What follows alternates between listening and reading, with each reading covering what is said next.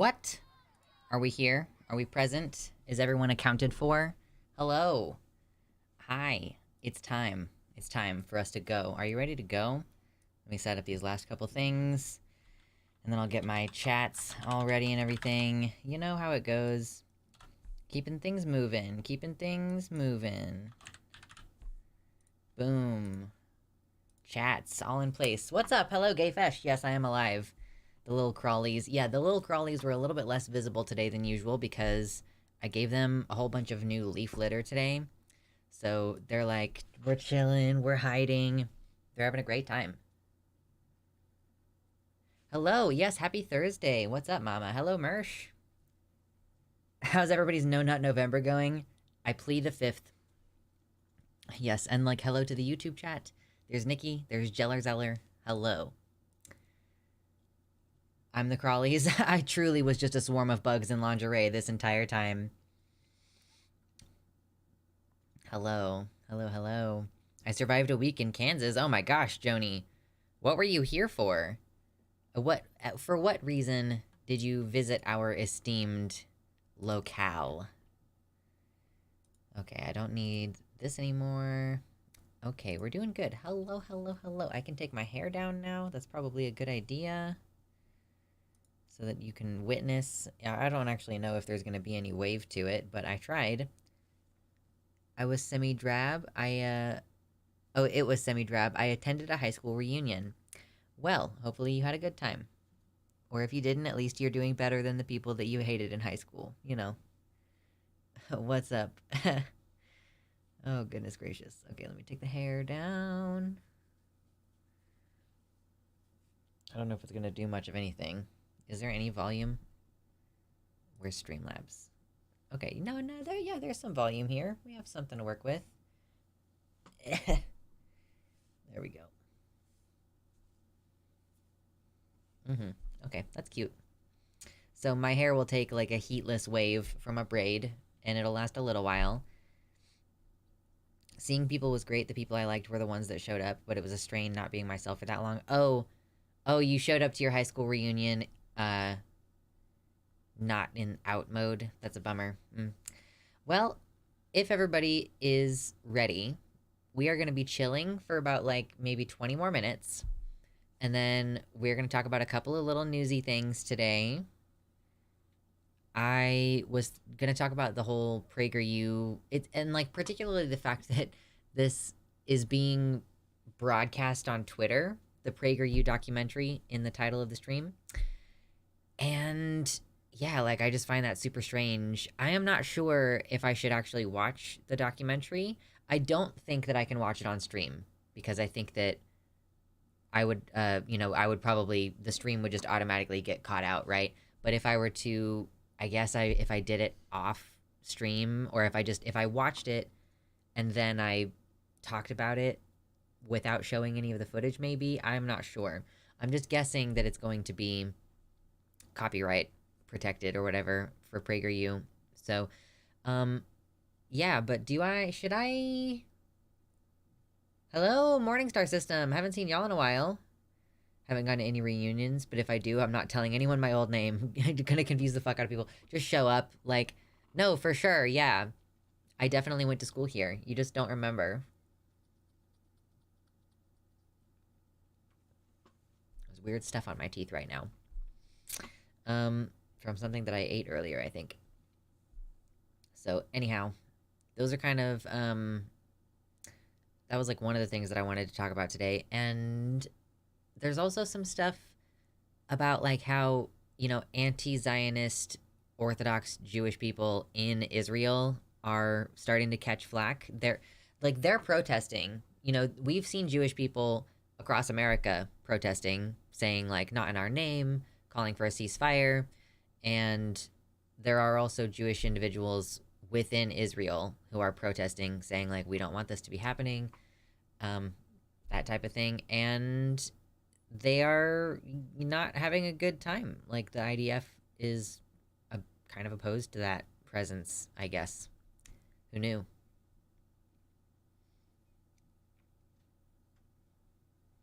I'll yeah, and I'll have all the information. Like I'll know all the things about the school, so people won't be able to think I'm just crashing. Right? You know, people might think that you're just crashing because they don't remember you, but it could also be that they'll just. I mean, they won't be able to hold on to that belief if you're like, I know all the things, right? Selenophile, what is up? Hello. Hit the like button, y'all. As per usual, we're just gonna kind of ease into it for the first 20 minutes or so here, and then we'll start talking about the serious stuff. And, you know, if we have time, depending on how late we go today, since I'm not entirely sure how long those segments are gonna take, let's see, do we have anything else in stream recommendations that I wanted to talk about? I don't think there's anything else in there that I wanted to talk about right this minute, although you can always join the Discord server to post links in the recommendations channel in order to get the story you want on the show. So that's always a cool thing to do. But if we have time afterwards, then we might play a little bit of Little Nightmares too, since we paused playing it on Tuesday. But there is also the possibility that I will not want to do, like, oh, I'm only gonna be feeling like streaming for 30 more minutes, and I know that I'm gonna get easily frustrated playing this game. Like, I don't want that kind of experience on stream. So if it turns out that we do get talking for a really long time, we might save the rest of Little Nightmares 2 for some other time.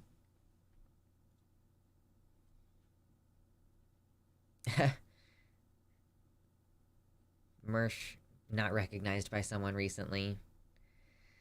Oh, yes. Okay, 28 concurrent viewers. Stream is recovering from me taking so much time off. I didn't realize that, like, man, the analytics in October, they were rough, and that was entirely on me.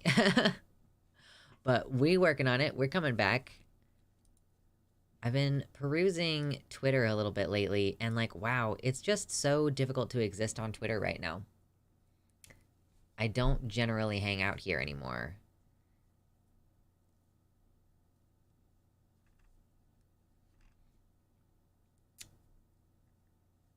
HRT made my eyes look crazy different. Same gooey orbs, but they look rounder and bigger. Right. I think that's like your face changing around it that like makes the proportions seem different. Or maybe it's just that you have life in your eyes now. Hollow straight up doesn't let us go there at this point. Yeah, I mean, that's probably the best call. Just don't go there. Just don't ever go there. What's up, Ursa? I'm having a cozy day today in my fishnets. It's possible to have a cozy day in your fishnets. It's difficult, but it's possible. Hello, T-Rex. I did a quick check. Gays Against Groomers and libs of TikTok are drooling over it. Oh, the new documentary? Of course. Of course they are. Did we have any doubt? Did we have any doubt? I don't think so. At least I didn't. Could be life in the eyes. I feel like mine looks smaller because of fat redistribution on the face. Yeah, I do think fat redistribution is a big part of it. Like, the face shape actually changes. Excuse me. Da-da-da-da-da-da. Cats are a blessing. What is up, Eric? You can have a cozy day in fishnets. Sounds like something a fish would say to cope with impending death. Yeah, I mean, you don't stay in the fishnets for very long when you're a fish. So I feel like, well, I don't know. Yeah, I feel like you don't stay in the fishnet for very long, right? So it's not a place where you can really get cozy.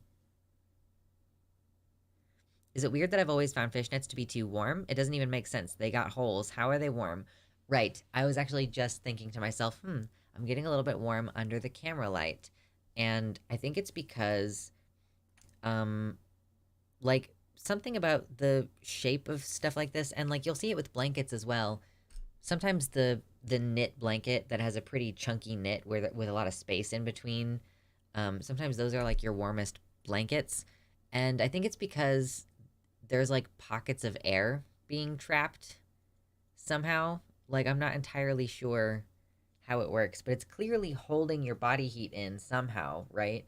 Um, yeah, I'm not entirely sure. Black absorbs light. Yeah, I've had this happen with like white blankets though before though. How come fishnets are fashionable, but nobody wanted to buy my lobster trap shoes? They're just too clunky, okay? They're just too clunky.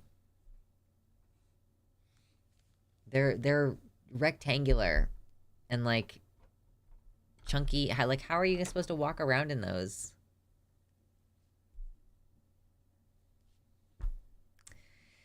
Anyway, Jiminy Christmas.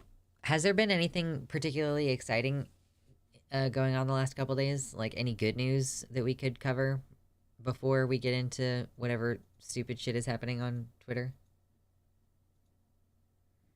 They have to be clunky to fit the lobsters inside. Oh, so do you walk around in the lobster trap with a lobster also inside the trap at the same time as your foot? Is that how that works?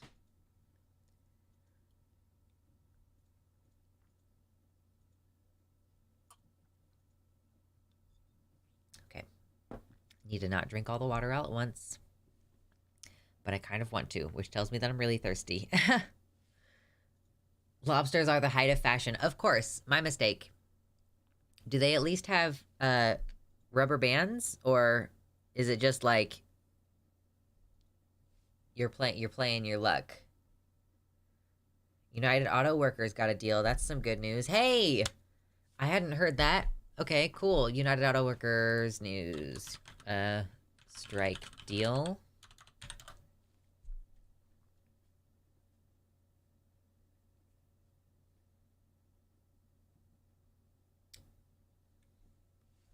UAW members at the first Ford plant to go on strike vote overwhelmingly to approve new contract.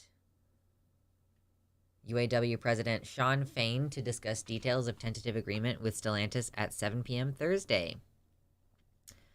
UAW members at the first Ford plant, yeah, overwhelmingly approve new contract. Cool. That's good to know. Portland, Oregon teachers just went on strike. I'm in a loose crochet blanket right now. It is so warm. But yeah, it keeps pockets of air warmer from your body heat. Kind of like why fur around the face is good in harsh northern winters. Right, yeah, like you would think, I mean, in particular, you think about beards, and like beards are not always very thick, and yet they are still usually pretty warm. Like you think about the density of an animal's fur, and it's like pretty dense per square inch, as opposed to like a beard hair tends to be a little bit more sparse, and yet it does keep people's faces quite warm, so. MGM employees may also go on strike for better pay and working conditions. Nice. My thin mustache absolutely keeps my face a bit warmer. Beards itch as they grow too. Well, yeah, so beards, like, one thing that beards don't do is, like, moisturization. Like, a lot of people's faces are really dry under their beards, and, like, that's part of what beard oil and beard balms are for. And like those products are not really for your beard as much as they're for your skin. I know a decent amount about this because I married a person who has a beard. Hello, Raymond Bell. Happy Day of the Dead, by the way. Indeed. CVS and Walgreens pharmacy workers also started striking. What are they calling that one? They're calling it Farmageddon, right? Farmageddon. They have fun naming stuff. Excuse me. Bum, ba, bum.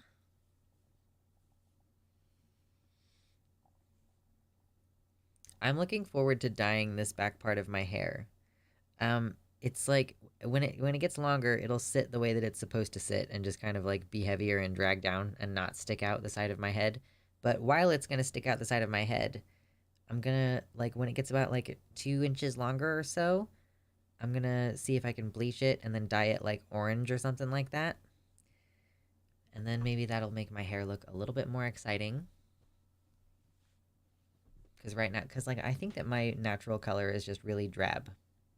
Sorry, I got distracted. I opened up Streamlabs to take a look at the stream health, and I got distracted by my hair. Anyway, hit the like button. We usually hang out and just chill for a little while at the beginning of stream, so we have about 10 minutes left of that before we start talking about PragerU or whatever. So even if you don't want to hang out, hit like before you leave. Yeah, dude, yeah, remember in the 2000s when everyone thought that if a dude used skincare, he must be gay? Remember metrosexuals? Remember metrosexual? I used to have a beard. When I shaved it off, I wasn't out yet, and my mom said, "You'll get sick of shaving. That beard will be back in 2 weeks." And now, 2.5 years later, nice. Consistency. It was not a phase. Hashtag not a phase.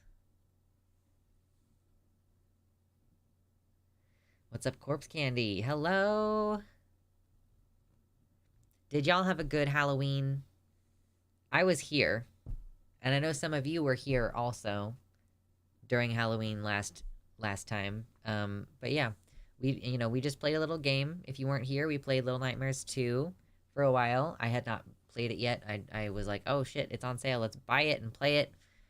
Little Nightmares, the first game was really fun, so I kind of remember metrosexuals. I mostly worked in a uniform, though. Yeah, fair enough. Metrosexual was the name for straight men who washed their asses. Yeah, straight men who cared even, like, the tiniest iota about whether their outfit goes together. Tuesday Halloweens are always kind of mid. That I cannot disagree with you about, okay? Let's see if we can get to 50 likes today. I would be pleased if we got to 50 likes. So many kids took my candy. It was great. I also gave out Pokemon cards. Oh, that's fun. I thought metrosexual meant a guy that likes metro trains. Not quite. I'm sure that there's a word for that, but I am not entirely sure what it is. Did you get to order your cello, Lux? Okay, so here's the thing, Mersh. First of all, I've had to deal with a number of medical things, like prescriptions and stuff that I've had to buy. And I would like to actually get a decent quality cello when I get one. So what I'm going to do is I'm going to save the money that you sent me until I can get a decent cello, all right? I'm going to just try my best to not spend it because, like, I was looking over the Amazon reviews and I'm like, okay, I don't want, like, just a shitty cello taking up space. And then, like, yeah, I actually had to use money from my bank account that I did not mean to spend because fucking, you know how insurance just, like, doesn't want to cover stuff sometimes?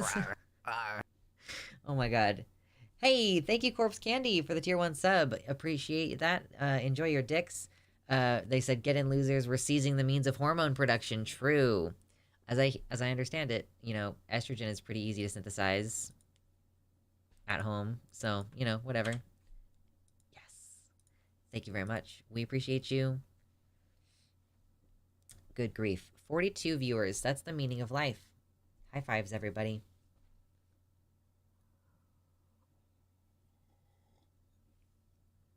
Tuesday Halloween is lame, but at least we had a Friday the 13th. Do people do anything on Friday the 13th? Like, how is it special? Gonna be donating my balls to the trans masks in order to make tea. True. Could we take testicles and, like, put them in, like, a nutritious environment or give them nutrition somehow, like hook them up to something so that they would continue to produce appropriate levels, and then, like, we could extract the testosterone that they were creating? I can't be the first person who's asked this question, right? Friday the 13th is Tattoo Flash Day, duh. Oh, I guess fair enough. Like, that's the main exciting thing people do on Friday the 13th is go get a tattoo. I cannot justify, I feel like I really can't actually justify getting a tattoo or a cello because it's just like, I'm trying to move. Like, I need to save money. Oh my god. Half the time Friday the 13th is a payday. Hey, I guess statistically 50% of the time it would be. Whose balls? Well, obviously it's trans women who donate their balls. Dark Canuck, clearly. What's up, Raven? Tanza, hello. Welcome in. Medical care and food definitely come first. Yes, yes, I agree.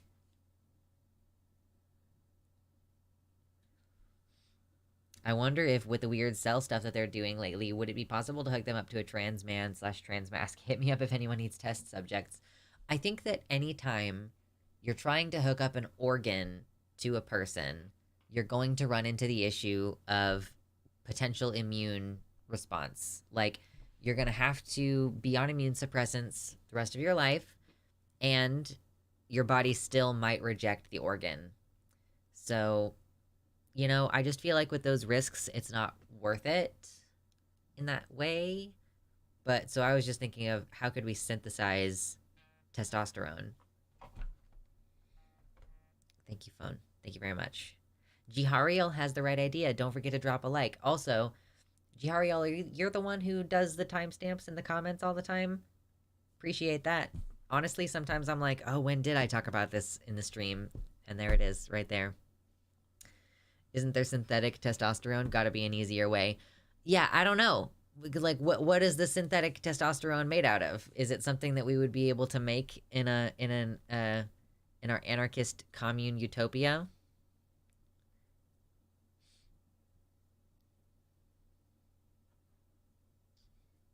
Agree, Raven. Yeah, there is like its weird thing where lots of trans women refer to testosterone as poison. And I think even some non-binary people who are assigned female and trans men are hesitant about tea because they're like, oh, this is going to be like harmful. Like, it's a fundamentally dangerous thing to do. It's going to mess up your life. It's going to have all these health effects. It's going to make you rage out.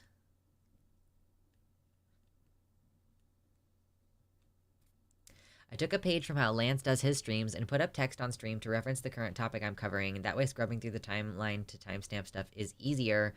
True. I just don't remember to update those things as the topic changes. And sometimes, like, people will tag subjects in the comments that I'm like, oh, I didn't even really think of that as, like, a subject that we were talking about. But I guess we were on that subject for long enough that it was worthy of tagging. Reminds me of when a TERF told me that HRT would increase my risk for breast cancer, and I was like, yeah, because I'll have tits. Like, yeah, my risk is, yeah, duh. And also, like, when cisgender women take estrogen, it increases your risk of breast cancer. Like, what are you talking about?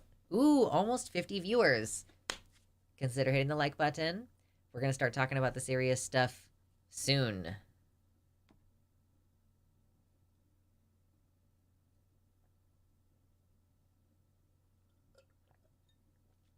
I drank all my water. Yes, more breast tissue means higher risk for breast cancer. It is known. It is known. I take HRT for my menopause symptoms. Yeah, and, like, I know, like, even though you're taking it for menopause symptoms, it can still increase your risk for blood clots, right? Yeah, but fucking newsflash, did you know you might develop breast cancer if you have breasts? Today I learned. Wowie. Amazing. I mean, like, yeah, it's men who don't develop breasts can also get breast cancer because everybody has breast tissue to some extent on their chests. But yeah, no, like, TLDR, the more breast tissue you have, the more likely that's, like, overall, you're going to have some of it be cancerous. I was wondering how Chloe Cole was able to afford all those tickets and those places she's staying in. Did you see Seaside Hill Granny that we talked about that, I think, 2 streams ago? The video is going to come out next week. I promise. The video is going to come out next week. It's going to be... we talked about this billionaire who is specifically funding the anti-trans, like the detrans movement. Excuse me. Did you know that trans women with bottom surgery are infinitely more likely to develop cervical cancer than trans women without bottom surgery? That's not true. I don't think. Like, uh, you can't, like, they don't have cervixes. That's not, like, the kind of cells that are cervical cells.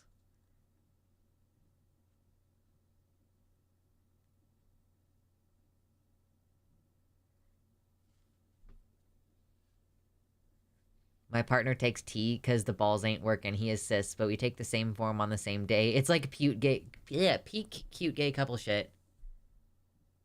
Trans women with bottom surgery can get cervical cancer IRC. How? It's like a whole... Really? What? Okay, that's fascinating. I'm gonna look it up and read up on it later. Trans women's cervical cancer.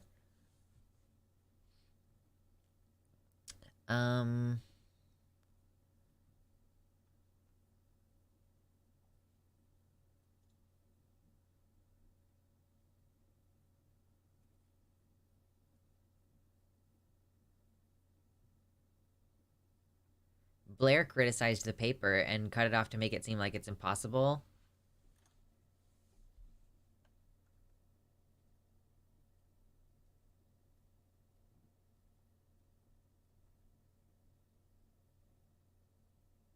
I don't know. I'm gonna keep the tab open and I'm just gonna look up this later and I'll research it a little bit more and figure it out. They don't implant a donor cervix. Well, my thinking is, like, is there something about the internal, like, is there something about the penile tissue that gets used, or is there something about the like peritoneal tissue that changes to mimic cervical cells after being turned into an internal mucousy environment? Like, but yeah, I'll have to, like, look it up and get into it. You found it?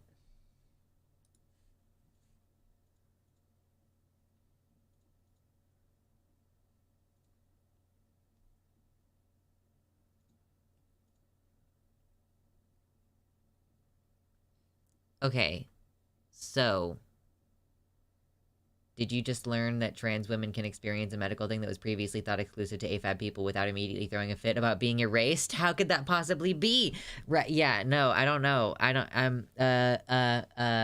Actually, I'm gonna throw a fit about it. I've decided that this is impossible, and trans women are liars, and nothing that they experience is real. So anyway, according to the Canadian Cancer Society, which I know nothing about. Let me zoom in a little bit. If you're a trans woman who has had bottom surgery to create a vagina and possibly a cervix, what does that mean? There is a very small risk that you can develop cancer in the tissues of your neovagina or neocervix. That risk depends on the type of surgery you had, the type of tissue used to create your vagina and cervix, and your personal health history. Interesting. So basically, like, I think maybe something about the change in the environment makes it so that you might,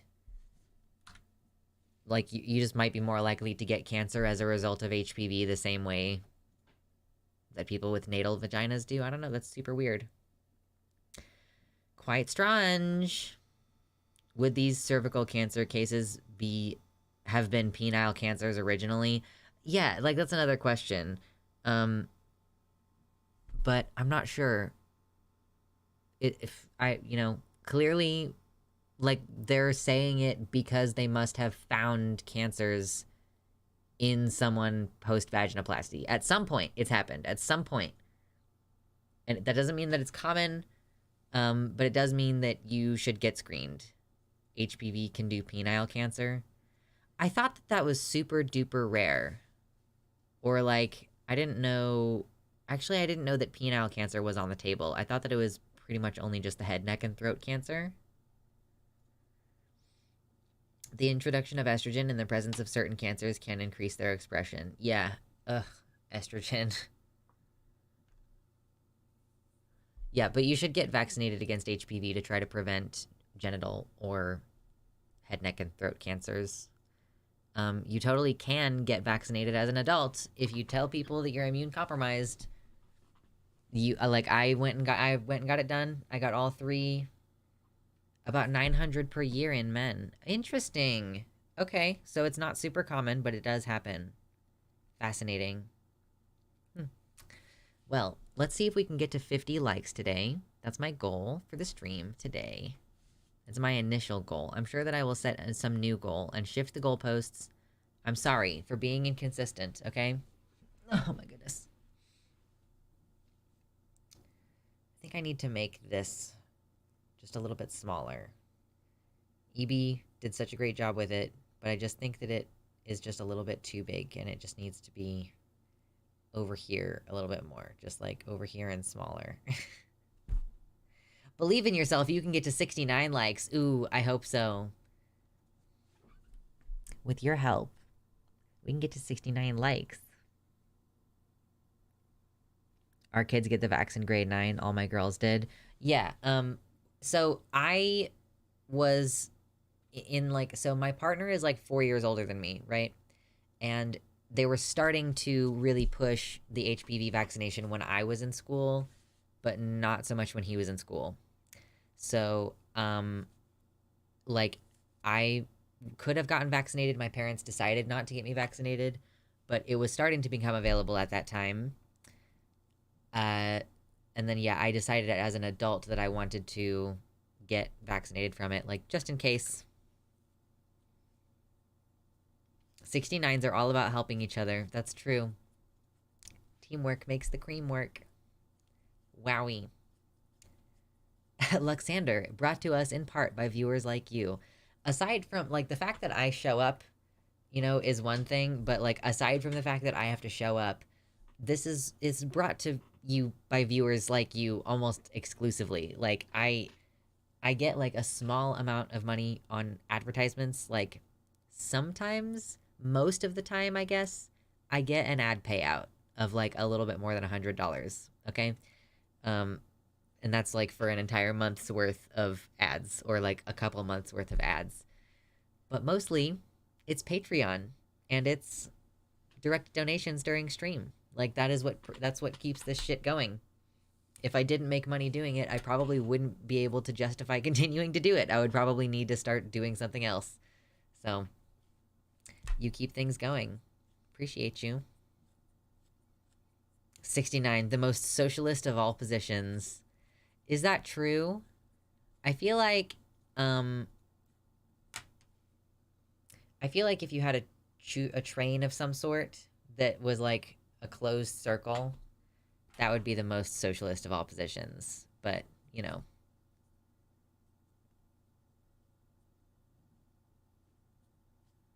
I was in a group home which forged documents to avoid taking me to a vaccine appointment. And now I can't get them without severe risk. It's a good time. Holy shit, that's terrible.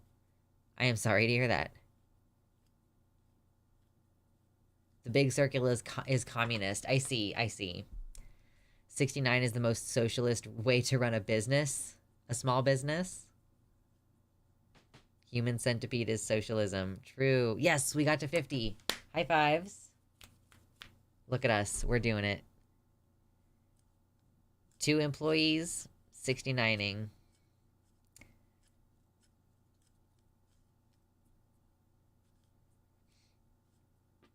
Good stuff. Oh gosh, I'm gonna need to run and get water again soon because I decided to drink a bunch of it. And now I need more. Okay. But we are past our little time in which I said that we were going to start actually talking about some of the news. So let me look for some news. More likes than viewers now. Well, it's even. It's showing me that it's even. Or just about even. But we love to see it. Thank you, Horties. Horties be coming out. Like, Horties be coming out and hitting the like button. It's true. That is a thing that... Oh, yeah! Oh, man, I forgot about this other thing. Oh, my God. Oh, no. Sports. Oh, another trans women in sports thing. Oh, did y'all see this on Twitter? You may have seen it on Twitter. Oh, no. It's painful. Sometimes you see something on Twitter and you're like, oh my god, that is painful. Ugh. Oh god, and now now I can't see because I squished my eyeballs. Okay. It's getting a little bit better. Yeah, so we have a couple of things. Oh gosh. I'm just gonna mention this. This is not, I don't really feel like I have any critical analysis for this. Okay, I'm just gonna say that this is a news item that we have. And the news item that we have is that the ACLU is asking the Supreme Court to hear one of their cases, trying to block Tennessee's ban on medical care for trans youth. So we've been talking for a while about the fact that this is going to eventually go to the Supreme Court, and the Supreme Court is either going to uphold the 14th Amendment, or they are going to claim some bullshit about how trans-related care is not rooted in our nation's history and traditions, and allow these bans to be decided state by state. And I am betting that it's going to be the latter, and we can hope that it's not going to be that, but I really don't have that much hope for it. So that's just a little teeny tiny moment, just a little shh. Maybe I'll edit that into a short.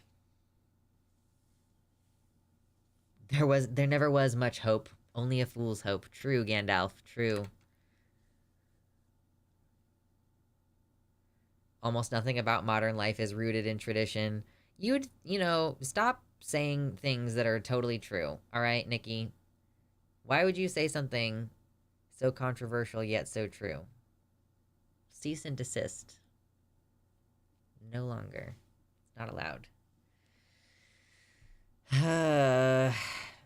Okay, so that's at least one thing that I wanted to mention. I wanted to acknowledge.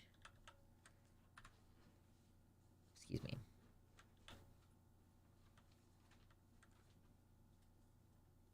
Unrelated news, but Germany's far-right party got a big increase in votes in the recent election, so that's scary.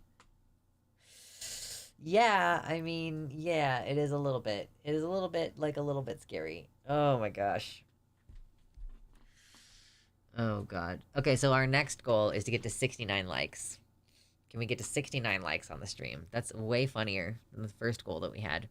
The number one birth control... I know! The number one birth control method in the colonies was a chemically induced abortion. And, like, the Bible even has instructions on how to make a potion that's supposed to, like, cause a woman to have a miscarriage. It's another law to stop a completely hypothetical situation. The lawmakers who made that ban could not name a single instance of a trans girl in sports in Tennessee. Yeah, like, so I don't know if that'll help the argument at all.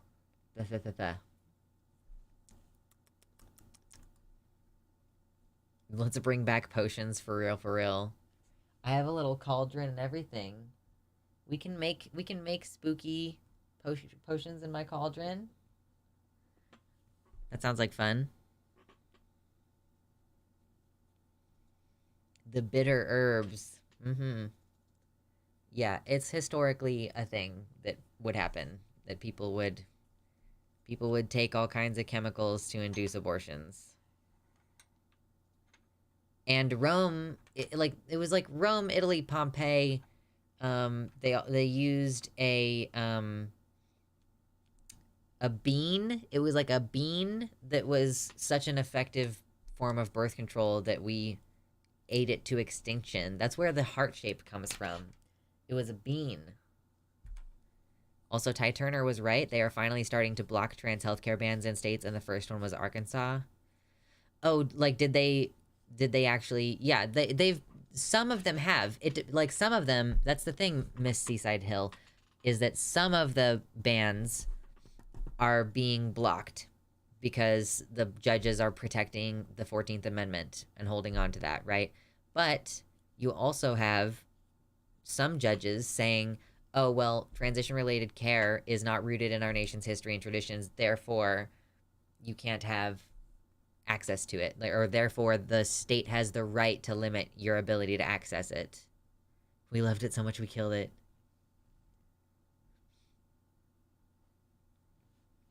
My Catholic mother, I remember being so pissed when a priest was honest that pro-life is a modern Christian value, birth control is fine, and the Bible does mention abortion in good and bad lights. Yeah. Even the priests are getting around to it. They know, like, so many of these, like, even in Islamic countries, like, the fact that they cover up so much, like, that's relatively modern. If you see photos of women in super Muslim countries, like, 30, 40 years ago, like 40 years ago, they're not covering their hair. They're not wearing these face veils or anything. Like,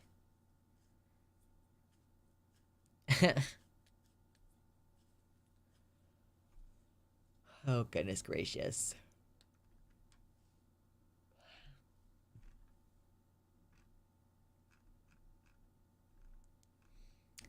The internet is just not a fun place to be sometimes. Yeah, I definitely need to get some more water before I try talking about like an actual segment right now. But I'm glad that you're all hanging out with me. We have 58, 55 viewers at the moment. So, we'll talk about the PragerU thing here in a little while. We are trying to get to 69 likes, so help us get there. It's gonna be real nice. It's gonna be nice. Iran's trans versus gay rules are funky. Transition, okay, but gay means death. Right. So is it actually true that in places like Iran, people will transition in order to be with, like, the gender that they're attracted to, or in Iran they will forcibly transition you if you are gay? Oh, is it forced transition? I didn't know that. Yes, mama, that's on my list for today. That is definitely on my list for today, mama.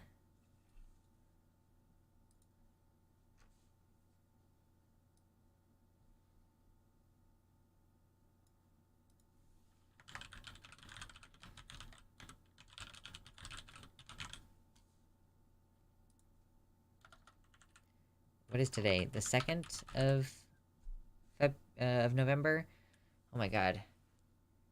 Death from complications from the forcible transition surgeries is very common. Well, that's fucked up.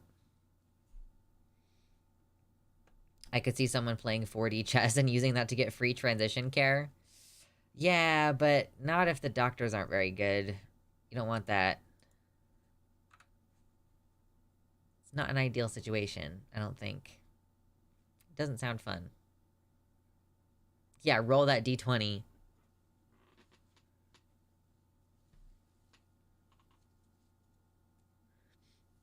I feel like most of the people who oppose birth control only do so because they think they are supposed to. I can't imagine most actually agree. Too many things are that way.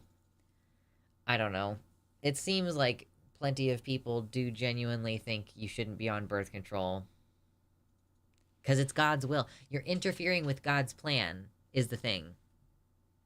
You're interfering with God's plan if you take birth control or if you get an abortion.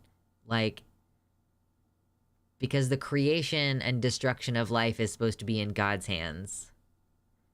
It's like, do Christians think that murder is wrong only because God is the only one who's supposed to have power over life and death? Do they not think that murder is wrong because, like, killing another person is revoking something from them in a fundamental way? Like, truly, I don't really know what the what the, like, theology behind this is. Hello?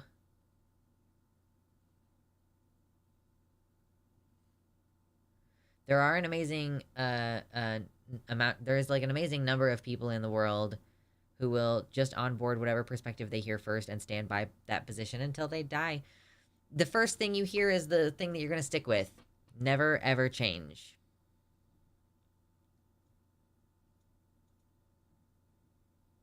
If I'm powerful enough to interfere in God's plan, then God must not be that strong. He's that's the free will. That's the free will kicking in. He's got to let you exercise your free will, and that includes doing things that will piss him off. Anyway, if you want free transition care, just move to Oregon. God, Oregon. Ooh. I bet it's gorgeous up there. Suicide, if I remember correctly, is seen as murder of yourself. Interesting. Oregon's a pretty state.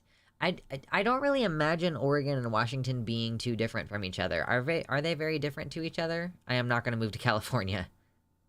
Kitty, welcome in. Appreciate you. Looking, yeah, thank you very much. Looking beautiful today. I thank you. I feel like, I mean, I'm wearing sweatpants, but underneath my sweatpants, I have on like short shorts. It just was, I was like, I want to wear short shorts, but then it was too cold. So I was like, I guess I'll put on sweatpants over everything else.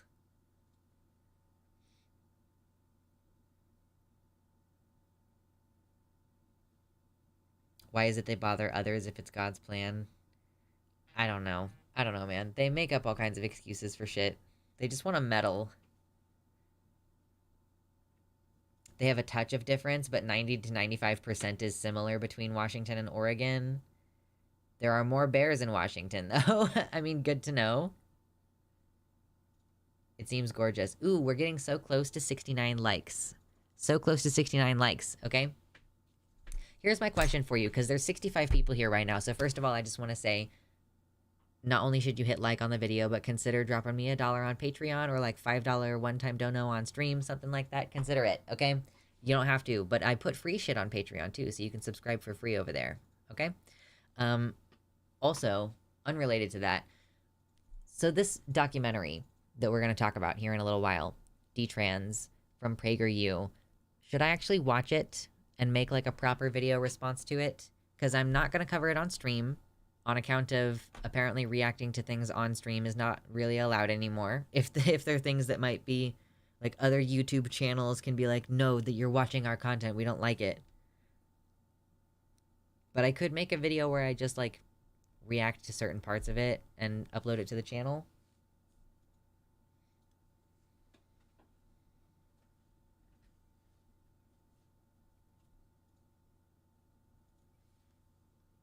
Oh my god, ironic that the medieval punishment for suicide was basically death by torture. Really? I give you forever permission to react to my content. It's not good, sadly. Oh gosh. You gotta bring me on, and then I'll react to the thing that I come on to your show to talk about, whatever that is.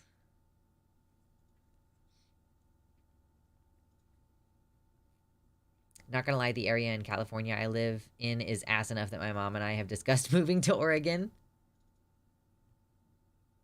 Did you get a strike or anything last time? Because otherwise I say we should just power through as much as we can.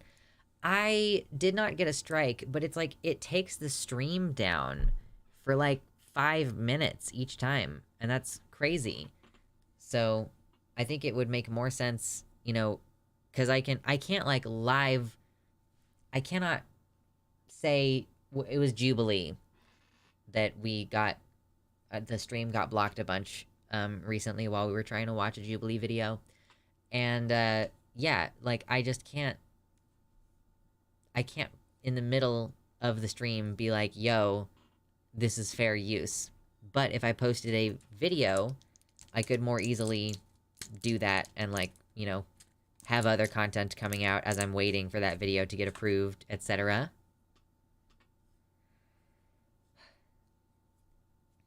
Oregon is not perfect, but there are a lot of good things. Yeah, I have not really considered Oregon very much. Like Washington, I know more people who live in Washington, I think. You know, I don't think I want to live in Seattle, but somewhere near enough there that I could like drive to get there.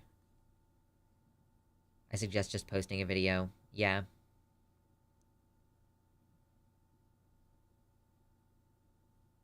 I have to talk about detransition and related media for class. What class are you taking that you have to talk about detransition and related media? Or did you just choose a topic for your own paper? Oregon made universal healthcare a constitutional right. Oh, wow. So do they have, like... Is it for people under a certain income threshold, they just get state insurance that covers basically all trans healthcare?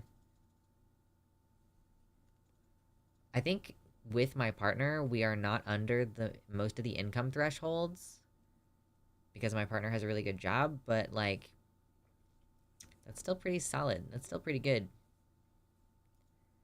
I'm at the grocery and someone left a perishable sushi thing from the deli on an unrefrigerated shelf. People do that kind of shit all the time. Okay. Listen.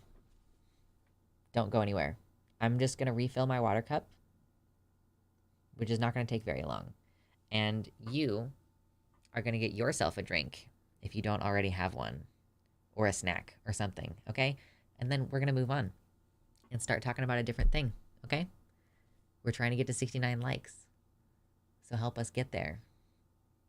All right, I'm just going to do this real fast. Don't go anywhere. Ooh, there's almost 69 people in here. 69 likes. Oh, God.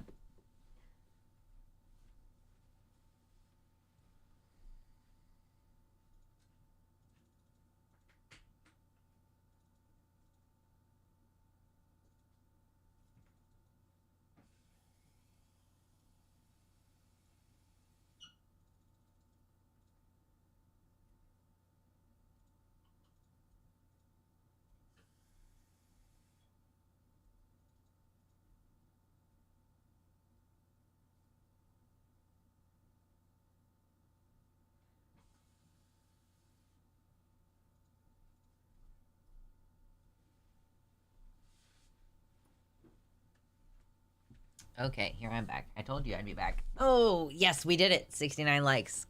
Good job. Thank you. Congratulations. Horties, rise up. We doing it. I know you were watching that chair. You can't continue to watch the chair. Stop trying to take over my stream, bro. Rude. There's only like 3 detrans activists and they're transparent about being only in it for the money. I think that they are actually genuinely a little bit delusional about it. Genuinely.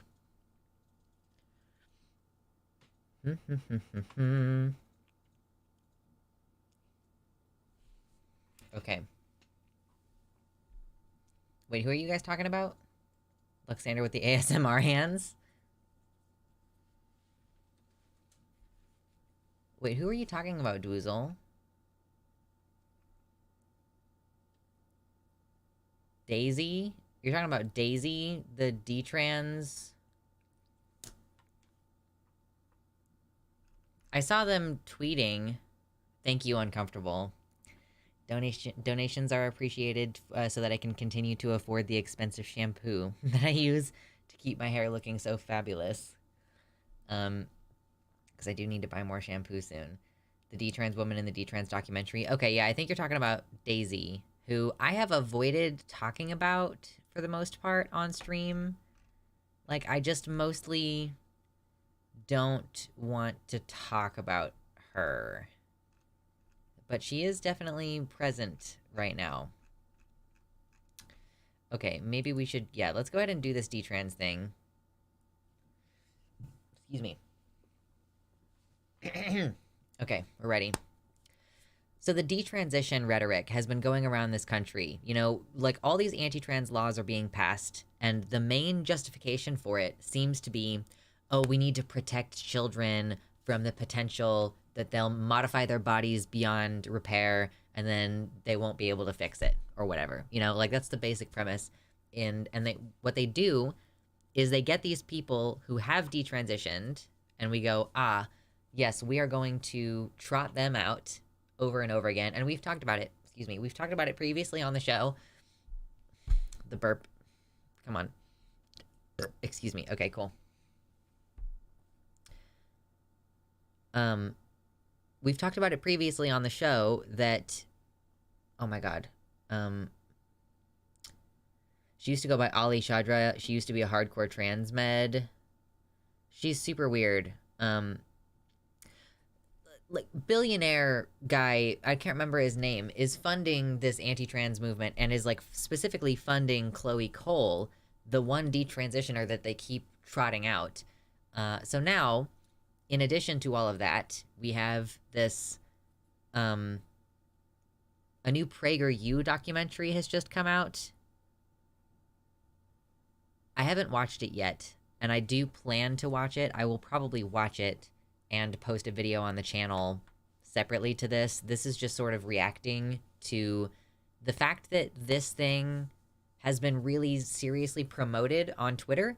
Like, that's partially what this, like, I guess that's the main thing that this little segment is about, is the fact that for a bit there, if you were on the Explore tab, actually, here it is. Look at this.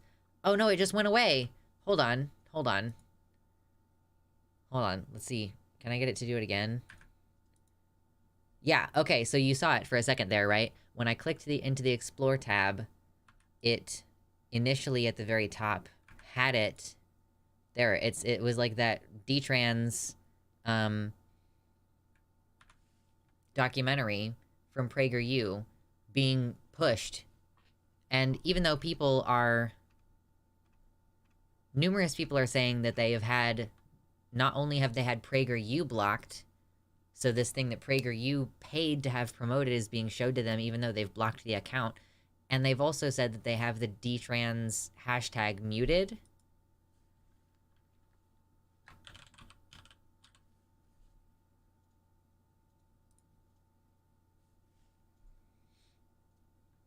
Hold on.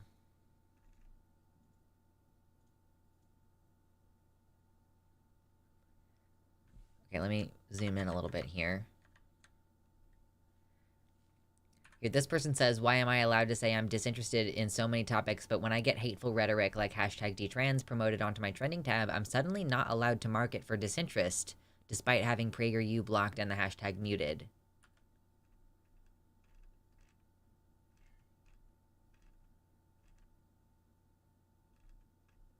I'm looking. And yeah, people posting their pictures of the hashtag, like, so obviously it flashed across the screen earlier, but hashtag Detrans, the stories of detransitioners promoted by PragerU, this is like at the top of the For You page in a lot of people's Twitters today.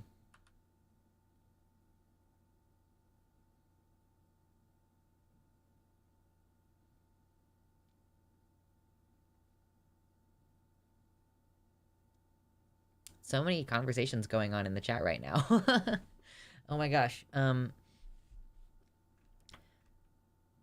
So it seems like, we already know that Elon has gone off the deep end in terms of him supporting transphobes, but yeah, like PragerU, partnering with PragerU, pushing their new documentary, focusing on the, 0.1% of people who transition and then regret it.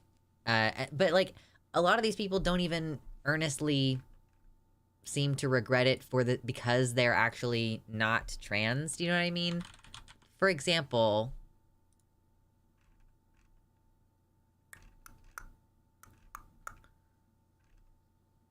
okay, she posts a lot, so it might be hard to find the thing.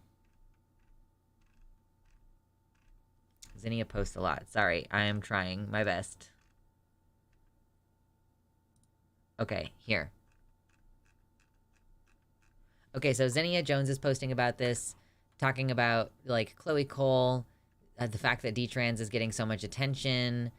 Let's see. Yeah, she says, imagine being a transphobe and believing that trans people's entire existence in society is just some well-funded propaganda effort, and then paying to fly half a dozen of the same detransitioners around to every state, making it seem like there are a lot of them. So, Daisy is the one that we've been talking about here. Daisy Chadra, who says, for the record, the PragerU documentary focuses mainly on the transgender medicalization of minors. I didn't say this in the feature, but I do not think there is a single person, whether they're 8 years old or 80, who should medically transition. Also, everyone should become Catholic. If that tells you anything about this person. And then she continues, okay, so she continues saying, I don't want people to think that just because I've detransitioned and chosen a more traditional path that I'm now cured. I still deal with self-loathing. I'm still sick of being me. I'm still depressed. I'm still a miserable, wretched sinner. The mental ailments that led me to transition still plague me today. I still fantasize about being a guy at least a few times a week. I'm often a guy in my dreams. But now I know that I can't indulge those fantasies. I have to be the best mother/wife I can be. Jesus Christ is my only hope. He is your only hope too. Like, dude, I genuinely am concerned that Daisy is in like a really abusive relationship or something, because she also talks about wanting to be like a good wife to her partner a few times a week. Girl, you dream that you're a man. Like, what are you talking about? Oh, okay, so the reason that we clicked into this, though, is because Daisy responded to this saying, "It doesn't matter that I'm still dysphoric. I'll never, ever be a man. Trust me, I've tried. I have found that it's better to just make the best of the cards I've been dealt in this life." Like, somebody says, oh, but can't making the best of things include doing what you can to alleviate your dysphoria? You'll obviously never be a cis man, and maybe the dysphoria might never fully disappear, but there are trans men who have more joy and less dysphoria when they live as men. Would your God want you to suffer? Daisy says, the occasional fantasy about being a man doesn't make my life much worse. What makes my life harder is the fact that I can never breastfeed my kids. The guilt and insecurity I feel over my husband having a wife with no breasts and never wanting to speak to people because of my voice. Girl, like, just do voice training, okay?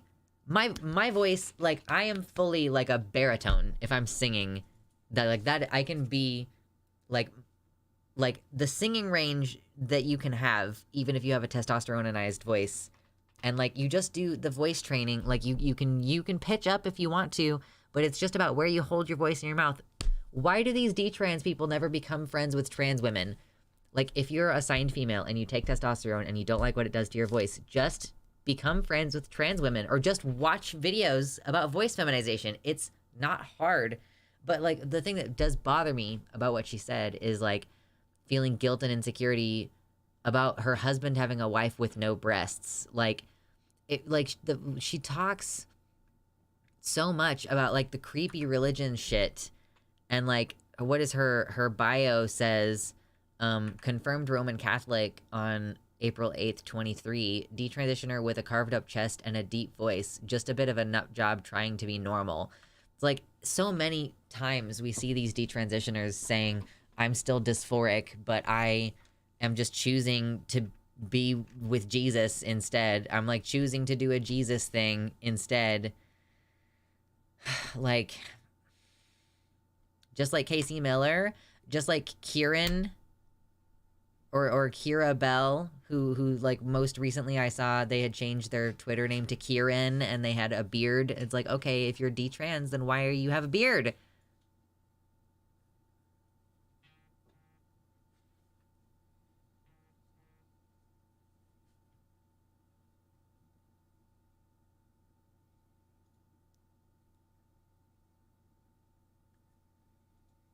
If Daisy were friends with a single other trans person, they wouldn't be so brainwashed. Remember Eden Knight? Her abusers isolated her and made her feel horrible, and that is the standard MO of abusers. Right. Like, I will watch this documentary. Okay, so I guess consider this video a trailer for the documentary thing that I'm gonna inevitably have to respond to. I'll have to figure out how to get a hold of the documentary and, like, watch it. Maybe I'll flake out and will not do that. But, like, I wonder how many of the detrans people in that documentary are just folks who have decided that it's like, that it's not worth the social rejection. Like, maybe they lost their family and so they've decided to detransition. But like, I don't know, you know? So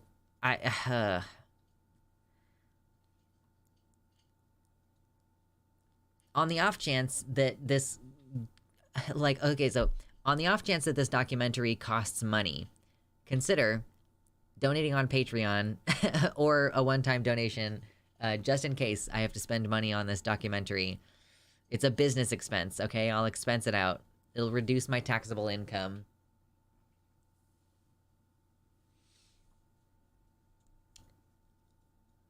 Alora, hello! Thank you! Just dropping in to say, when discussing this topic, we need to be sure that the detrans grifters don't succeed in alienating and isolating the detransitioners that don't let themselves be used as a cudgel against trans people. something something, the majority of detransitioners detrans because of social pressures. Not all detrans people detransition to their assigned gender. And at the end of this, just fuck the detrans grifters that are making things worse for everyone. Yeah, and I will say, you know, I want to make a distinction. You know, I don't hate detransitioners on the whole at all. I really dislike detrans people who delude themselves with religion into thinking that like they can't be trans, and then they also continue and go on and advocate against anyone else having access to transition related care. If you have earnest regret, that's fine, but we don't legislate this, like which medical procedures are available for you to opt into based on how many people regret them. Otherwise, nose jobs would be illegal, and so would knee surgeries. There are plenty of detransitioners who support trans rights. There are detransitioners who basically just decided that hormones weren't right for them, or like maybe they got top surgery and they realized that, you know, that was a little bit too much for them. If I had gotten top surgery, I would probably feel at this point like, yeah, I kind of wish I hadn't gone that route, but I understand why I did go down that route, and like, so I'm glad that I was never able to afford it, I guess. But like, you know, you might be non-binary and not like binary trans, or you might have just chosen some aspect of transition that ended up not working out for you, and that's fine. There's like different kinds of detrans people, and plenty of them are totally normal and aren't like freaks who like start aggressively pursuing other people's access to medical care.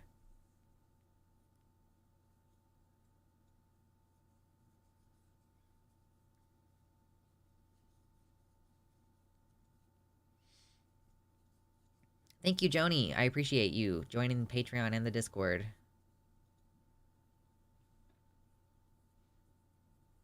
My top surgery was actually necessary for me to detransition because I became more comfortable with my birth gender. I'm not completely a woman, but close to one now. Oh, interesting.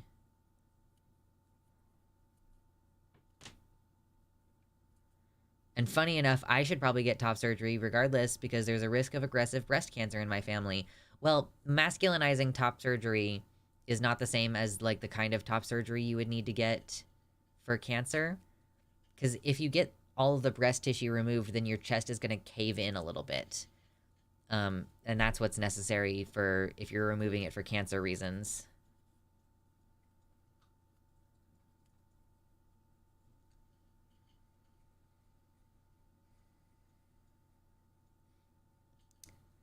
I'm still trans and non-binary. It's just that I'm using detransition in the same way that a lot of non-binary people use binary transition. I mean, yeah, sure.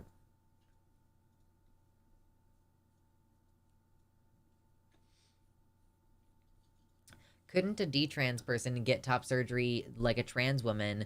Well, it can be kind of difficult. Like you could, and it can be kind of difficult because when you have a mastectomy, they remove skin.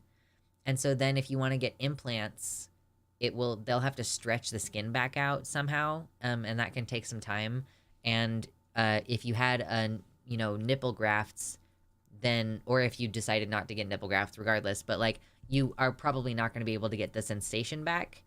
And you probably also wouldn't be able to get the ability to breastfeed your kid back. But you can always use a supplemental feeding system, which plenty of people who cannot produce breast milk use, where you basically like have a like either breast milk or formula hooked up to this tube system, and the tube, like you basically tape it there to your nip, and the baby like latches on to your nipple and the tube simultaneously, and that it like allows you to have the skin to skin contact and feed the baby without the milk supply. So it is like also entirely possible to still, yeah, plenty of normal like XX women who've never had any breast problems also can't breastfeed.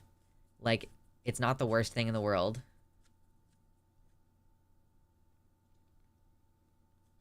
Hello, Christy. Welcome in.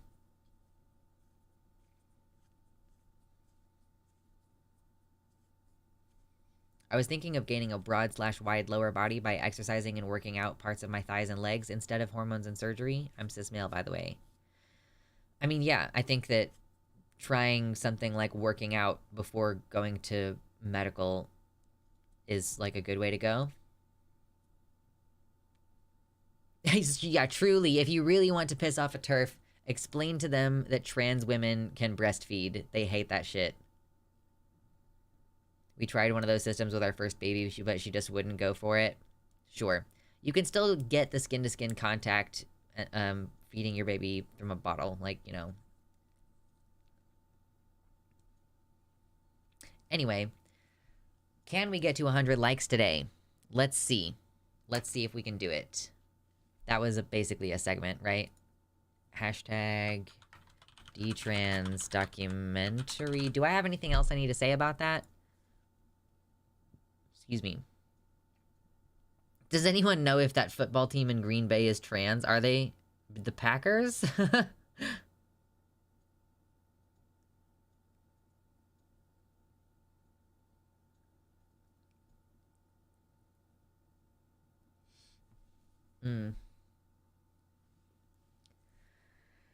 Yeah, I don't think there's anything else I really need to say about that right now. So we'll watch the thing, and, you know, I'll tell you how I think about the actual one. Now, like, I won't judge it having not watched it. I just think it's probably going to be terrible. Later, Joni. Excuse me while I go make 27 alt accounts so that we can get to 100 likes. My official position is that you should not do that. Just officially speaking, don't do that. Oh, you know what? I haven't even put the lights on in the background. I don't really need them, I don't think. It's not 100% necessary, but it can be nice. Why do I always do this? I always misplace the remote. Like, I just need to have one place where I put the remote every time. Hello, where is it? Oh. Halloween colors still. I expected to be a sequel to the Awful of Walsh's thing. Right, and I never watched Walsh's thing because I wasn't sure how to get a hold of it, I think. Or maybe I just decided that I didn't want to give it attention. But I'm kind of feeling like Detrans content specifically would be more up my alley rather than the generic, like, what is a woman thing. But I don't know. Maybe I just also hate Matt Walsh.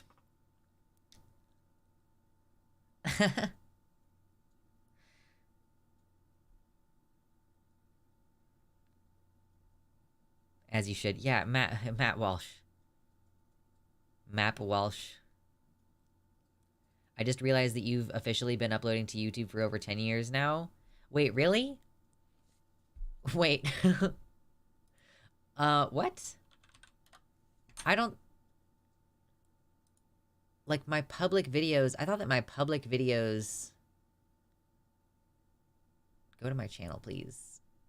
My public videos... Oldest.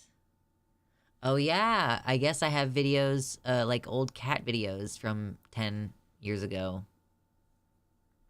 But as far as, like, actual gender-related content, the oldest video that I have available is from 8 years ago, which is still a really long time. A very, very long time. But thanks. Appreciate that. I used to post, like, vlogs and stuff, I think. I think I've deleted a lot of that stuff, though. Like, I don't even think that it's unlisted. I think it's just permanently deleted. Hours before I came out to my relatives, they were sincerely recommended Matt Walsh's What is Woman as an insightful documentary. Wow. The sequel, What is the Age of Consent? True.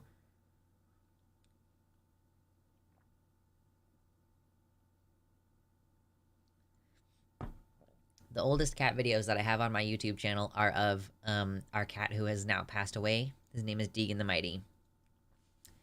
Mitternacht as a black cat does not show up as well on camera, and also is not nearly as adorable.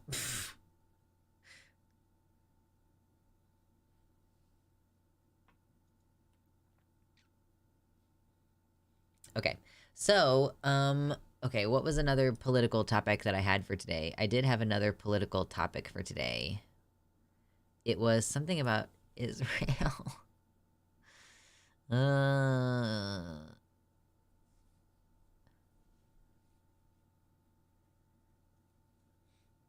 Wrestling? Wrestling? I need to zoom out so that I can actually navigate Twitter right now.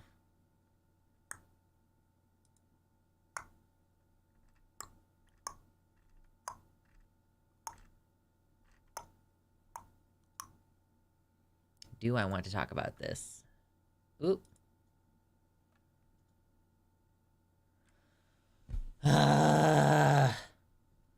Hold on.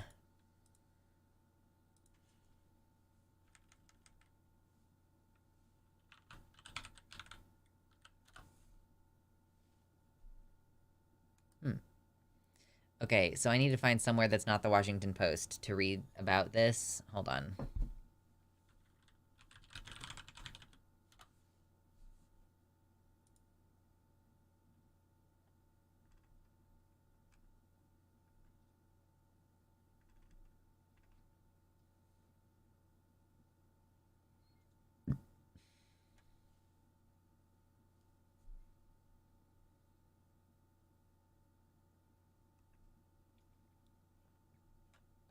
You need Post article. I have one from the AP. Okay. I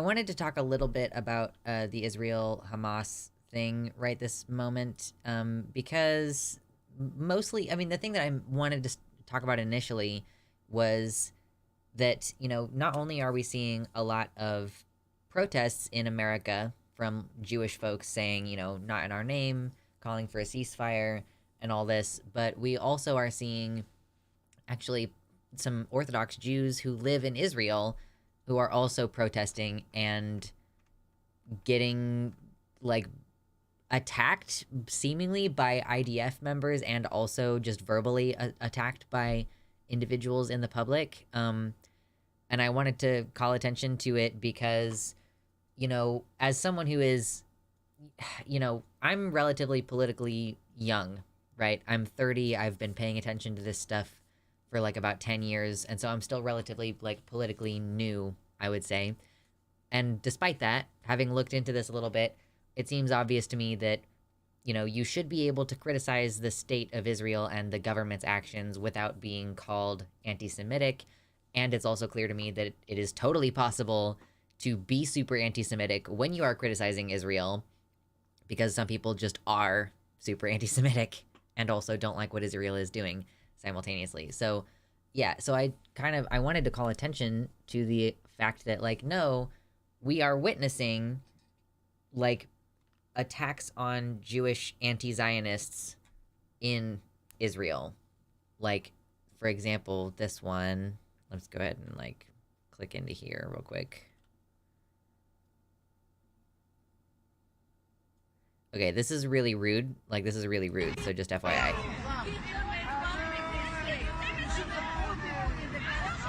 Oh, I think she is speaking English, but it's kind of hard to hear her, so I'm just gonna make this bigger so you can read this.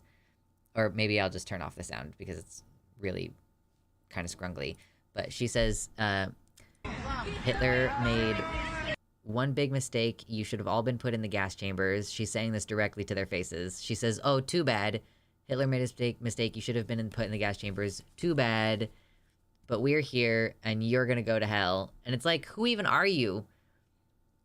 Jewish people don't believe in hell, also. So, like, yeah, being verbally attacked by folks there.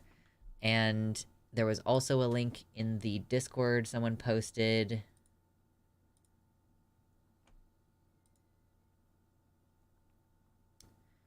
Here we have video of, presumably it looks like the IDF physically assaulting some Orthodox Jewish folks. Like making them scatter, forcing them to disperse. And that guy just looks like he's shopping. Like, he just looks like he has a shopping bag. And this is the particular camera angle that we're getting on this. But, you know, this is life on the ground for Orthodox Jews in Israel. Like, they are at risk of being assaulted by military members, you know? Like, it's not a good time. Shush, shush, shush, shush. Stop. Cease and desist. I just want to make you smaller. Thank you. So, it's not a good time, you know? And I can't show you most of the videos that I've seen, I think, of any of the stuff going on in Gaza. Like, there is good reason for any person of good conscience across the world who has seen anything that Israel has done in Gaza and say, like, you know, they keep telling them, oh yeah, go to these refugee safe areas, you know, we need you to move further east. We need you to move further to the south. And then civilians move further to the east and further to the south. And then the refugee camps explicitly get bombed. And then meanwhile, the House approves nearly $14 billion in military aid for Israel. However, Biden vows to veto. And let's just look at this really quick. We are seeing, look, in a departure from norms, Mike Johnson has pushed a package forward that will require this emergency aid be offset with cuts in government spending elsewhere, which tracks with what we have covered about him previously. He does seem to think that Medicare and Social Security and all that need to be gutted.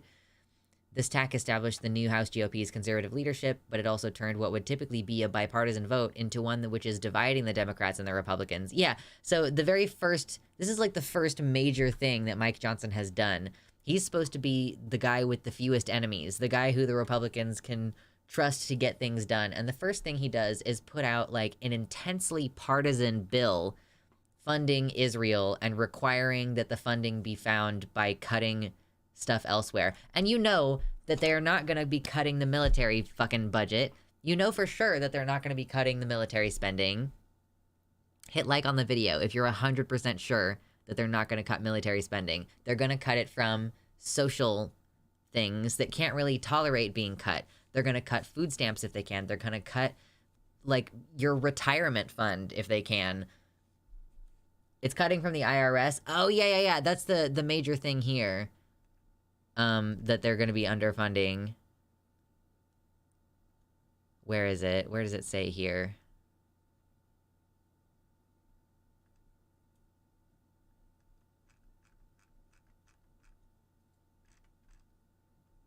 I don't know if this one even mentions what it's going to cut from.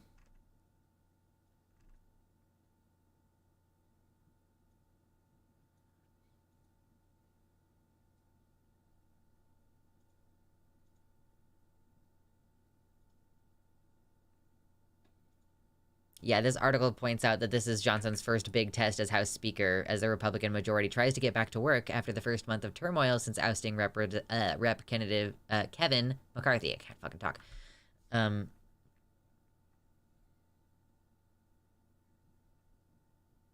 Yeah, this bill is breaking with the normal bipartisan approach.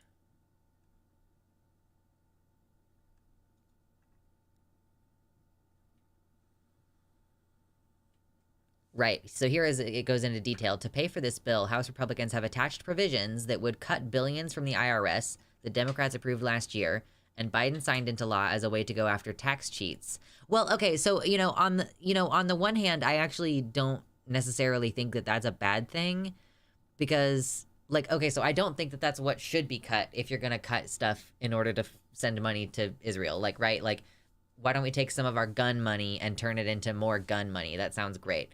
Just take it from the military budget. But, like, didn't they increase the number of individuals working for the IRS? And consequently, in the next tax year, we immediately saw way more middle-class people being audited. Like, I'm self-employed. I don't want to be audited and have to, like, come up with, like, all the fucking receipts for the entire year, you know? Like, it's a burden on the middle and lower class, frankly, that the IRS recently got a bunch of tax cheats are dominantly the rich and wealthy, not the middle and working classes. Well, yeah, but they don't catch that's what I'm saying is, like, they say, yes, we're going to go after these people who are, like, rich and are dodging their taxes, but in effect, what actually happens is more scrutiny on the middle and lower class. The more funding the IRS has, the more they target the wealthy. The decrease in IRS funding tends to mean they hone in on the poor and working classes. I thought it was the literal opposite way around.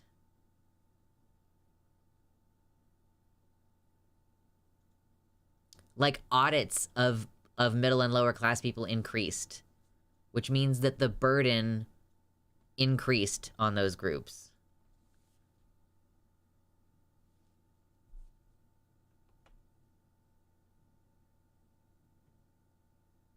Yeah, I guess I haven't looked into it in a while. Decoy Duck is right. The more funding the IRS has, the more they target the wealthy. The decrease, yeah, in IRS funding tends to mean they hone in on the poor. Really? That just it just seems like, did we like it's like, of course I can never remember where I read any of this shit. Cutting the IRS budget actually increases the deficit. Poor can't fight back, rich can. Yeah, I guess, like, so they have to spend more resources to go after rich people because rich people are better at, like, dodging accountability. I guess that makes sense.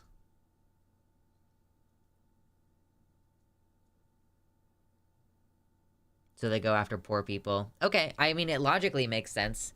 I haven't, like, looked at the numbers on that in a while, but at least logically it makes sense.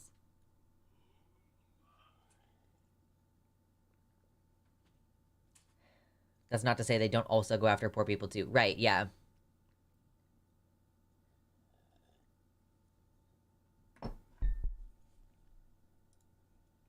So Biden says that he is going to veto this.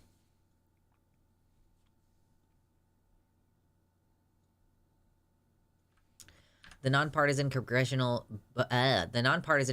budget office says that doing this would end up costing the federal government a net $12.5 billion because of lost revenue from tax collections. Republicans have scoffed at that assessment, but the independent budget office is historically seen as a trusted referee. Oh my god, yeah. $14.3 billion. Like, for Israel. We're not talking $14 billion for Ukraine, a country that's actively being invaded by a, like, superior force. We're talking about Israel, the apartheid state, or, like, I guess Gaza, like, Palestine is the apartheid state that Israel is, like, existing in control of.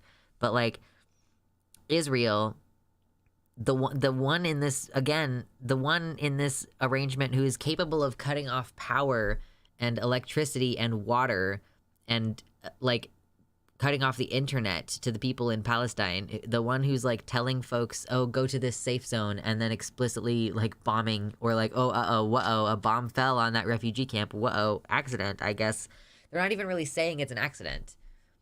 I think that they, like, there several times recently, Israeli leaders have gone and said, like, they are explicitly trying to erase Gaza, like, erase Palestine. Excuse me.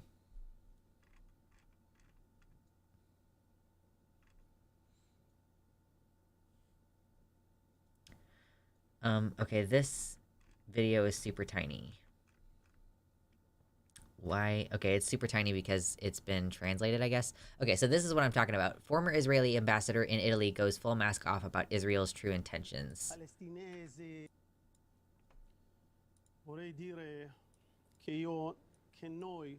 He's saying, in Israel, we, at least the populace, are uninterested in all of this rational talk about Palestinians. I hear everyone, and I've heard it here too, in Italy, we have one goal: to destroy Gaza. To destroy this absolute evil. And of course this has been translated anyway. He says, because there's no possibility after the Holocaust, that Jewish people will be in such a situation,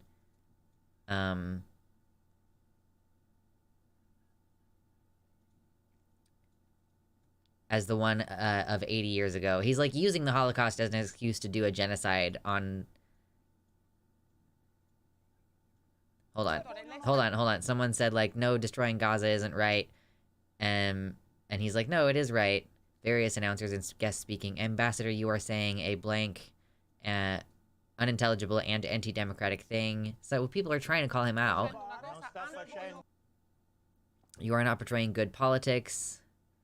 He said, yes, but this is my opinion. Israel right now is in a huge deficit of sympathy around the world. Saying something like that right now, I'm telling you that as a very invested person these days. And he says, yes, I've heard this bickering about the Second World War too. Oh no, he's just gonna keep using the Holocaust.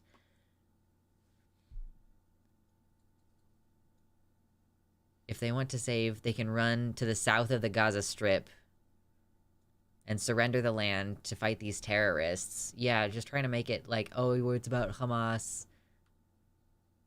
It's actually just them trying to... You're not doing a good service to Israel's cause, Ambassador. There's no way to live near these Nazis. He's calling the Palestinians Nazis. Or I guess he's calling Hamas Nazis? Just because they're, like, killing Jewish people incidentally because Israel sucks and they don't like Israel.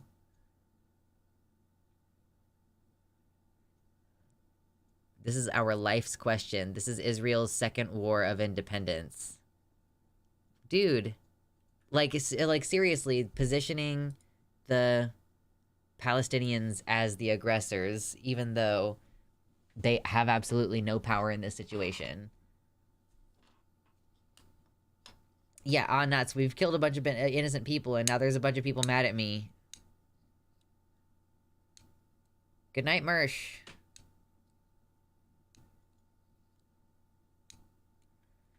I was actually raised Zionist. It was never a denial of the Israeli government's actions, but rather a dehumanization of Palestinians, convincing anyone listening that all Palestinians are violent beasts and capable of being reasoned with.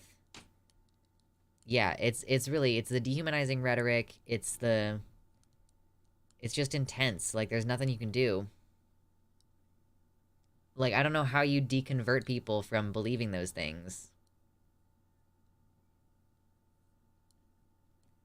Israel accuses Hamas of hiding behind human shields without ever acknowledging that those shields are innocent people. I mean, it's what Israel is saying, like, oh, they're hiding behind human shields, therefore we have no choice but to kill these innocent people, as opposed to, like, they're using human shields and therefore we have to be delicate in this situation, you know? Like, the accusation that Hamas is using human shields is like, it's like intended, and it has the effect of reducing outrage that they're killing innocent people, you know? If there's like a hostage situation, which is what it is, if Hamas is using human shields, that's a hostage situation. It's not like those are sympathetic Palestinian individuals. In fact, many Palestinian people are super against Hamas and have to be careful about the way that they talk about it because they could be harmed by Hamas sympathizers. But like, yeah, if there's a hostage situation, you don't just go, oh, whatever, we're just gonna kill all the hostages in the attempt to kill the guy holding them hostage, you know? Like, it's just not how we do things. Yeah, literally, exactly. If there was a bank robber holding hostages and they're just like, we're just gonna blow up the bank. Just gonna drop something on it real quick.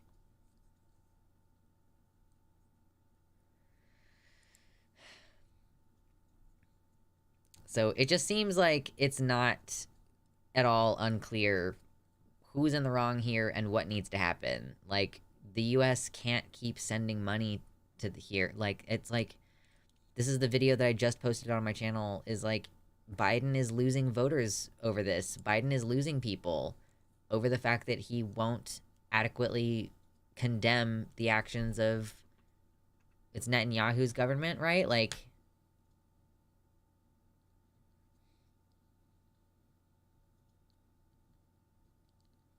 and they also clearly don't need the money. They seem to be doing the war crimes just fine without it.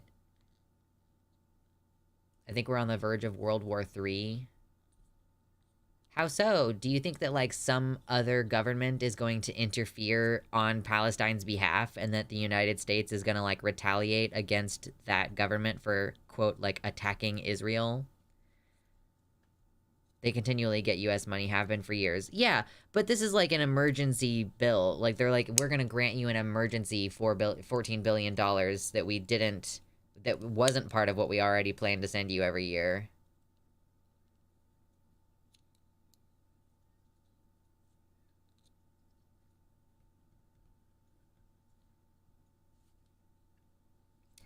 In order for the Zionist narrative to work, all Palestinians, including the children, must be totally dedicated to the eradication of all Jews everywhere. For Zionism to be sustained in a person, the inhumanity of Palestinians must be maintained. And I've seen that, and I think that that's true. I completely see how that's the case. That, you know, there are people who are on the pro-Israel side who do seem really callous about the fact that Palestinians are, like, Palestinian children in particular, are dying. It's like, yeah, well, if you're born a settler, then you're a settler. And, like, that means that it's okay and it doesn't matter. And it's like, dude, how can you see images of literal babies? And, like, maybe this is a very white person thing to say, but it's like, I can't tell the difference visually most of the time between a Palestinian person and an Israeli person. So it's like, you have to, like, ask people what their religion is and then decide to get mad at them unless they're very clearly wearing clothing related to what social group that they're in. Like, dude.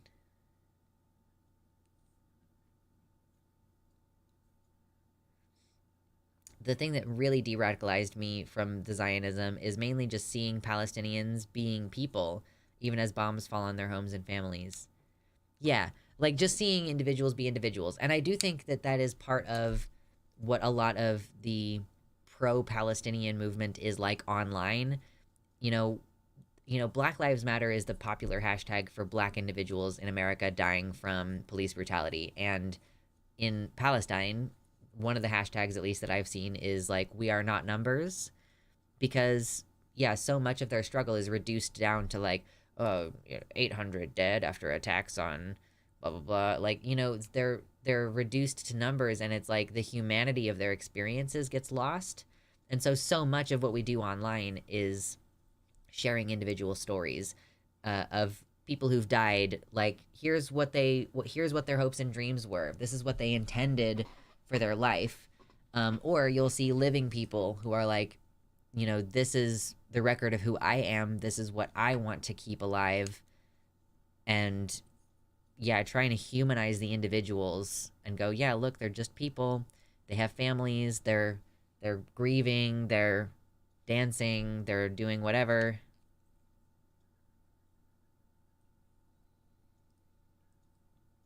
Maybe this is a selfish thought, but as a trans person, I am very worried about myself, thanks to Biden's assholery on this.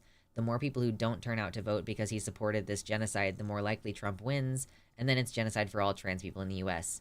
I don't blame the people who don't want to vote for Biden because of this. I blame Biden, but I wish more people understood that Republicans wouldn't be any better here and the country won't survive another 4 years of Trump.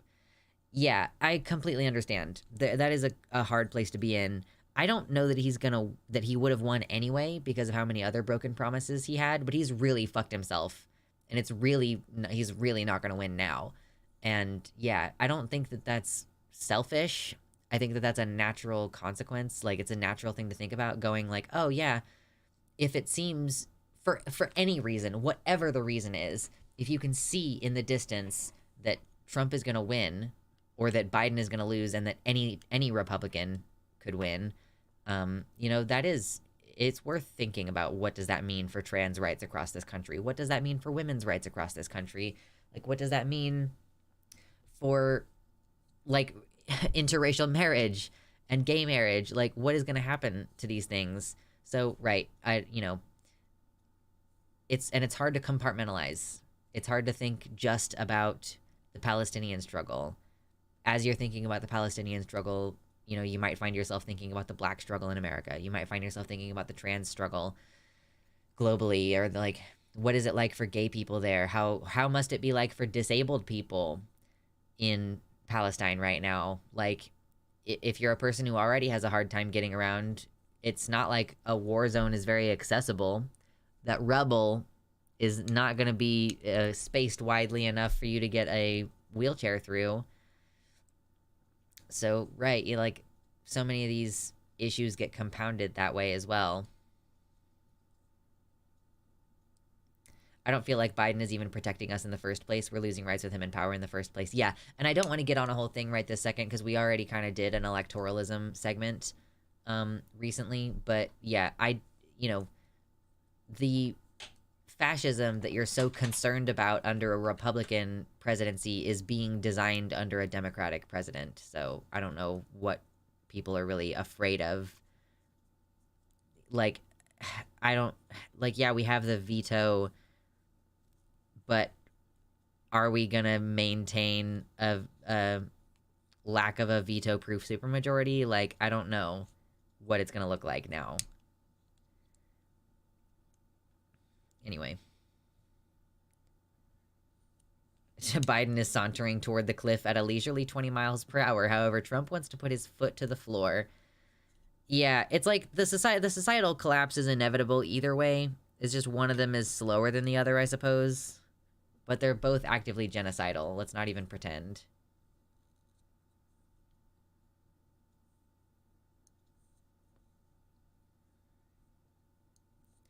Yeah, I mean, so what we're trying to say, Quinn, is that under Biden, gender-affirming care is already being outlawed. And, like, they're already making moves toward national bans on gender-affirming care and abortion and stuff. It's like, you keep saying, oh, these terrible things are going to happen under Trump. Like, they're already happening. I don't know what you... Like, they're already doing these things.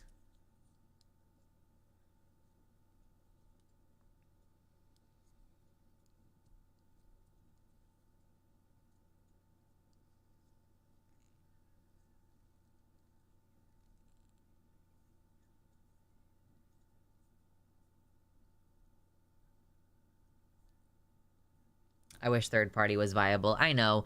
It would be great if we had first past the post, but... Yeah, let's call that the end of the Israel segment for today. In red states, this is happening, but Republicans will do it federally if given the power. Like, they're already trying to do these things. Marjorie Taylor Greene introduced a bill restricting access to gender-affirming care at the federal level for minors. Like, Mike Johnson introduced a federal Don't Say Gay bill.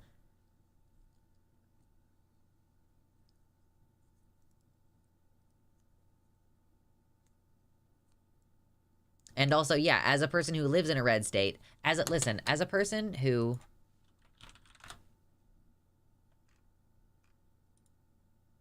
Okay, so I just want to refresh everybody. As a person who lives in one of the 5 dark red states, there's one that's in black, and that's Florida.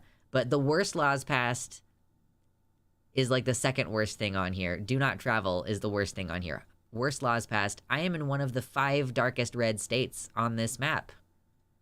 You know?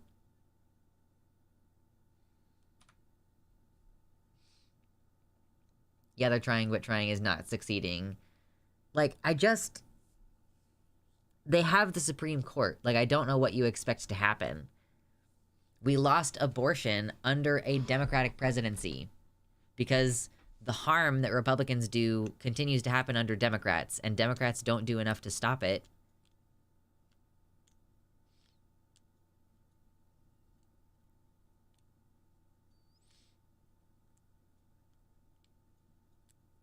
Doesn't mean the Democratic and Republican Party are the same. That's just incorrect. They're not identical, but the ways in which they are different is not meaningful enough for you to continue supporting them. You know? I'm going to Florida in the Christmas time. Oh, man. I would say try not to. Anyway. We can expand the Supreme Court. Good fucking luck. Good luck. Good luck. Tell me how that goes.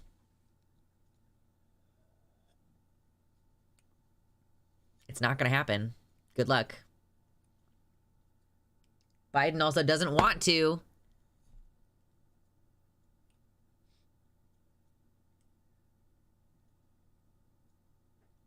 pointing out that there is still harm to a harm reduction argument isn't going to be very convincing to anyone who you have yet to convince. Yeah. I mean, yeah. I think that's fair, Nuvenal. Trans the Supreme Court, get him where it hurts. True. Can we get to 100 likes on the stream today? We're so heckin' close. We're so heckin' close. Also, it would be great if we could get to the donation goal, but that doesn't happen this time of year, apparently. That's fine. Not a problem. I don't even have to flex if you don't want, but...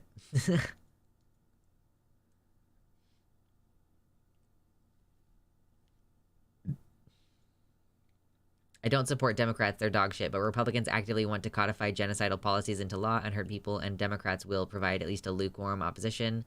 Biden is not the only person in the government. Yeah.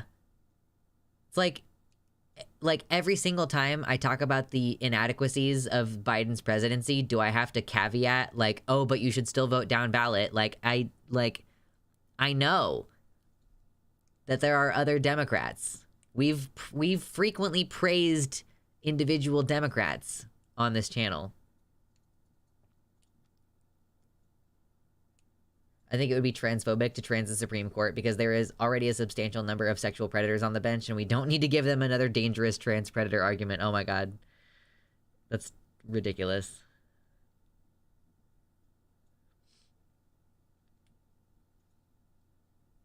Sorry, I just don't want to give into doomerism. Okay. When I talk about how fucked the system is and the fact that it fundamentally needs to change and the fact that voting is not doing anything and it's not helping, I'm not trying to make you feel like doomerism. I'm trying to make you feel like you need to fuck shit up. Like, I'm trying to make you feel like voting is not helping, therefore you need to do something else. Like, I'm not trying to be doomer any of the times that I'm talking about this.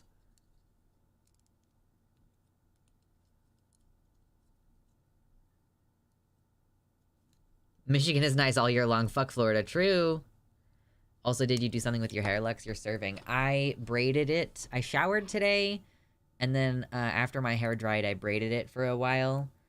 And then I put it down. And it's got some volume today. So, I guess whatever it is, I'm doing it correctly. So, thanks. Appreciate you. Voting is one tool in our belt, but it cannot save us. Like, it 100% will not. Ooh, 100 likes on the stream. Look at us. We did it. High fives, everybody. Thank you so much. I appreciate you. Horties, be serving the likes. Serve that like button. I guess I need to be more explicitly clear. Yeah, that when I'm saying all this shit about how it's not gonna work, I'm not trying to make people feel doomer. I'm trying to make you, like, feel pissed off. Excuse me.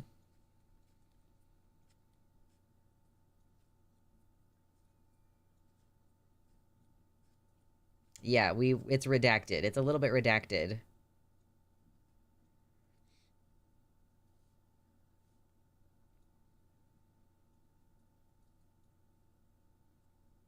I would rather have a robot overtaking than this political witch hunt. Oh god. Okay, let me close this. I don't need this open. We did a little Israel moment. A little Israel / electoralism moment, I guess. Okay, we have one more stupid thing to talk about today. Whoa. Dorian, thank you so much for the $10 dono. I appreciate that. That's really kind of you. Thank you for your generosity. Everybody who's ever donated, and in particular in this moment, Dorian. Thank you very much. Dorian Gay, as a matter of fact. I appreciate that. Thank you. Yeah, employ a wide variety of tactics, starting with voting and ending with redacted. You can short out a robot. I've been seeing a petition going around on my Facebook that's like, I think it's an ACLU petition about, like, petition your police officers to not get the robot police dogs. It's Like, oh my god, are we doing this? Are they really doing this? We're getting Boston Dynamics fucking police dogs with like the little gun attachments. We're getting little RoboCop dogs. Christ almighty. Not good. Ugh. Goodness.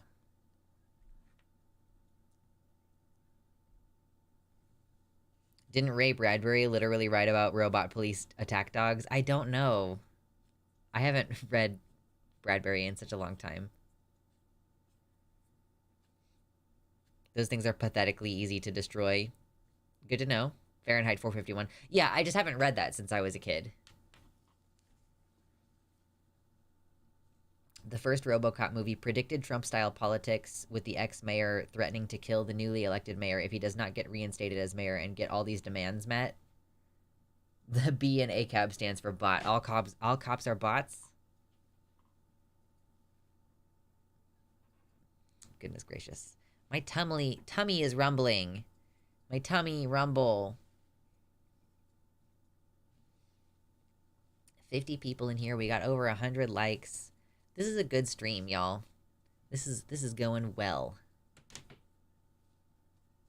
It's only about $6 to buy expanding foam. Well, that's a fun and completely unrelated fact to anything that we've been talking about so far.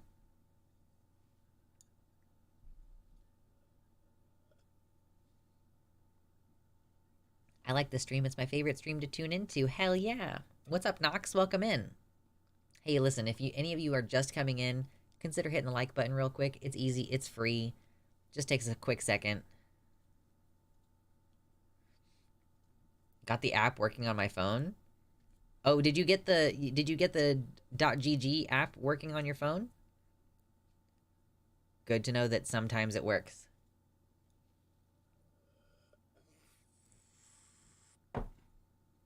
Yum. If they do roll out police dogs, it'll make a great episode of... What is that? IASIP. What is that? Can you cover gays against groomers? What did they do this time? Is there something specific?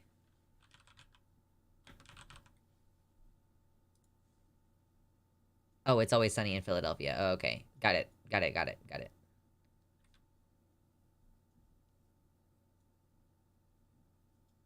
I'm, like, familiar with gays against groomers. I just don't, like, know if they did anything specific.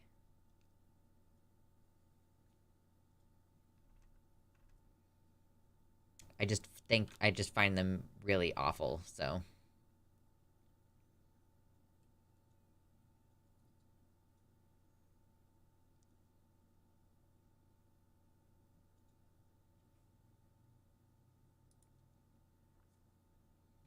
It's crazy how this is a wild image.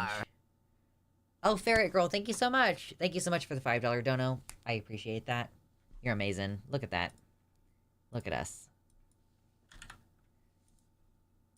1/5 of the way to the stream goal. Look at that. Anyway, it is pretty funny that the acronym is GAG. But, so look at this. It's like, the eyebrows are one of the main differences. The eyebrows... Just you pluck them differently. That's the difference on the eyebrows. That's not a genetic thing. That's a I plucked my eyebrows thing. And then it's like these two people, this is obviously two different people because their eyes, like the amount of whites of their eyes that are showing are different. I guess the brow ridge is a little different. This person's nose is wider than this person's nose. And this person's mouth looks like it's a little bit wider. Interestingly, the man has more of a Cupid's bow than the woman does, interestingly. And then, like, the wider jaw, okay, cool. That's, like, a lot of that is facial fat distribution. The neck is, like, muscle difference. Like, that's, all of that can change through hormones. Like, it's like so many of these things. And if you just gave one of these people, like, a little bit of a contour, you could easily make this face look more feminine or this face look more masculine. Like, it's just weird.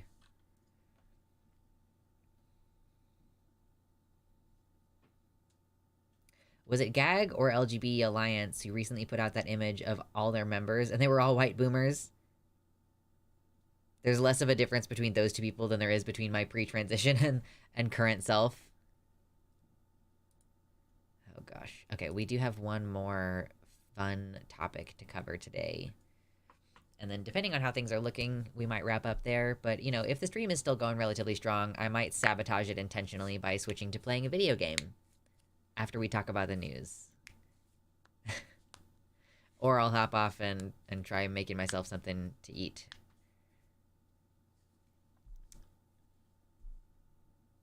Okay. Am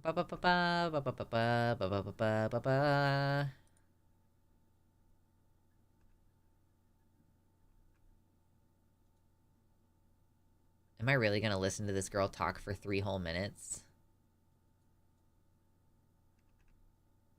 I think my ears are gonna bleed if I listen to this person talk for 3 whole minutes.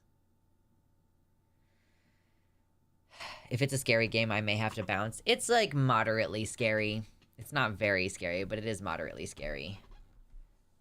Also, the LGBT Alliance opposed the ban on gay conversion therapy because it would also include the ban on trans conversion therapy.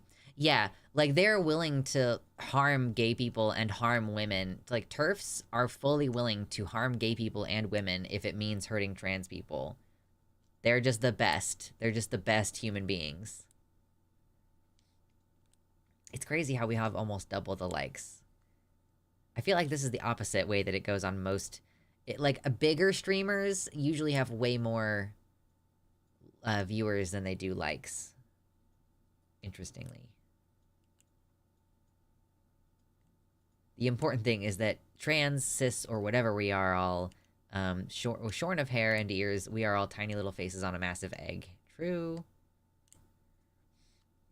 I'm just gonna, like, talk for a couple minutes before I get into talking about this next thing. I'm sorry, I just need to take a little bit of a mental break before we move on to the next thing. I understand if you leave, but please don't. I just started playing Pokemon Snap, which is not a very exciting game, but it is, like, I played the original Pokemon Snap on N64, and now I'm playing it on the Switch. And it's funny that I'm like, I don't even know what a lot of these Pokemon are, because I stopped playing Pokemon probably 15 years ago. But, yeah, I'm having fun, okay? I'm having a good time. Filth Queen, welcome to the website. Ooh, yes, and I don't really plug this nearly as much as I should, but if you're over there on the YouTube, I have my own website, luxander.net, and you can come over here and you can watch the live stream, and you can also donate to me directly, because YouTube steals a huge amount of your money when you donate to me through Super Chat. So, no Super Chats, only website. And in the chat, we have, like, custom emojis. Can we get some dicks in chat? Or maybe some hypers? How about some Peppo loves or some Peppo comfies? Ooh, I love Peppo comfy. What's up, Mersh?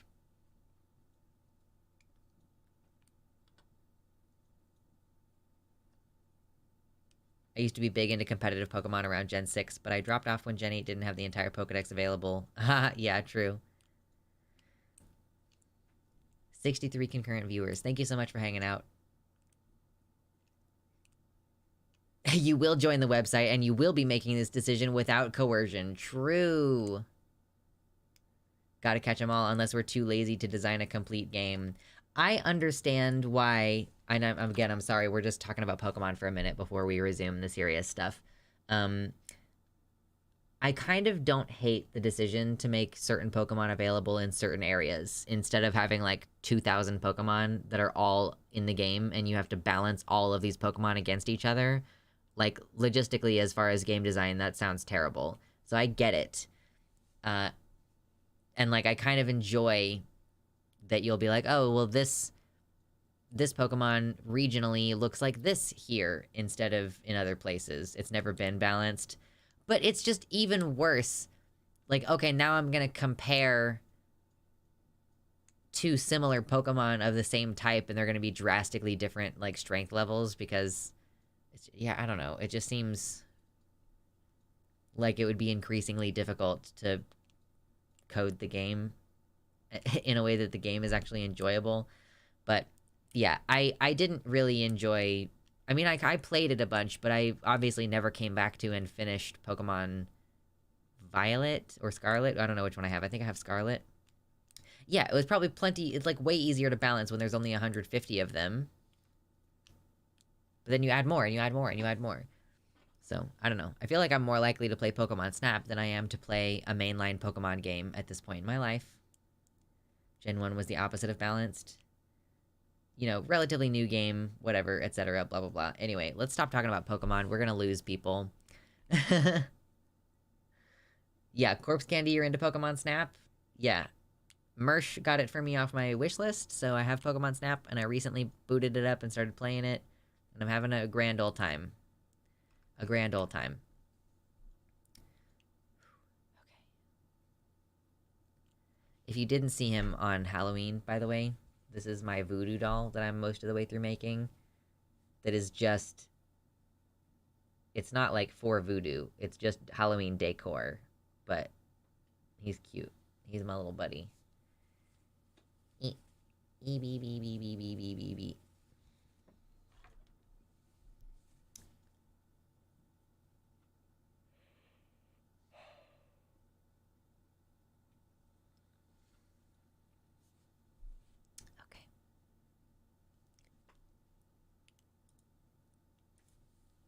How many times have we talked about the trans athlete thing? Like, oh, trans women have an unfair advantage. Cis women shouldn't have to compete against them. Oh, cis women shouldn't have to see trans bodies, like male bodies, in the locker room and all this junk. Like, just constantly stupid junk like this, okay? So this time, I know it does, yes, okay, hold on. It does remind me of Little Big Planet. I don't think that was the intention, but that is what it reminds me of. So I'm glad that I'm not the only person who thinks that.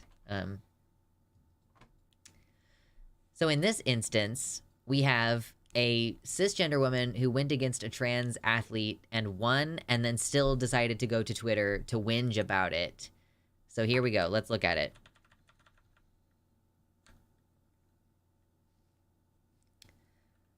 Here we go. Full videos of me tapping trans athlete 2 times. In the second video, you can see the full tantrum thrown after the loss. Meanwhile, I won the match. This was completely undisclosed that I was fighting a trans athlete, and completely unfair for me to not have a choice or any preparation to prepare for something that is so different. And especially unfair to the girls that were traumatized by this, even of unknowingly going against a trans athlete. Hashtag save women's sports. Like, yeah, so let's see how this goes. Like, this is her winning against a trans person, and still going on Twitter and bitching about this. Oh, there you go. Get the gift wrap, get the gift wrap. Okay, like, I don't really know anything about this particular kind of wrestling, but obviously, like, the one in black is winning. The one in purple is not doing so good.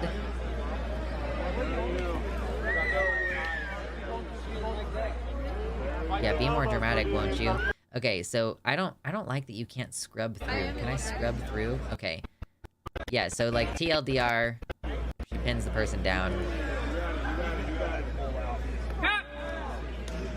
And then the trans person tapped out. Okay, let me just say, listen,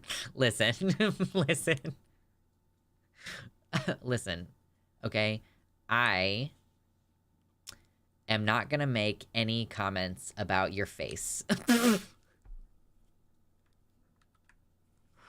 I'm not gonna make any comments about how this cis woman looks, okay? I'm not.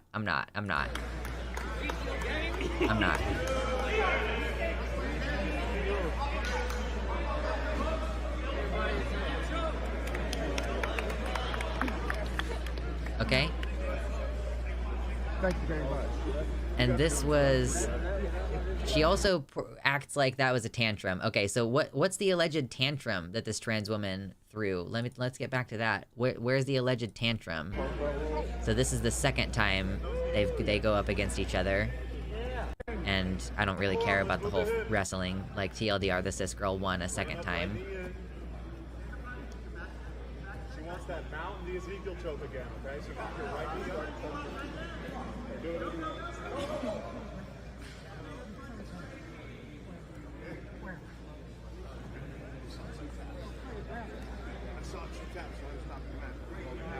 Okay, so I think that the referee thought that the trans woman tapped out, and she's like, I didn't tap out, but okay, I'll just, whatever. I'll let it go anyway. Because this girl...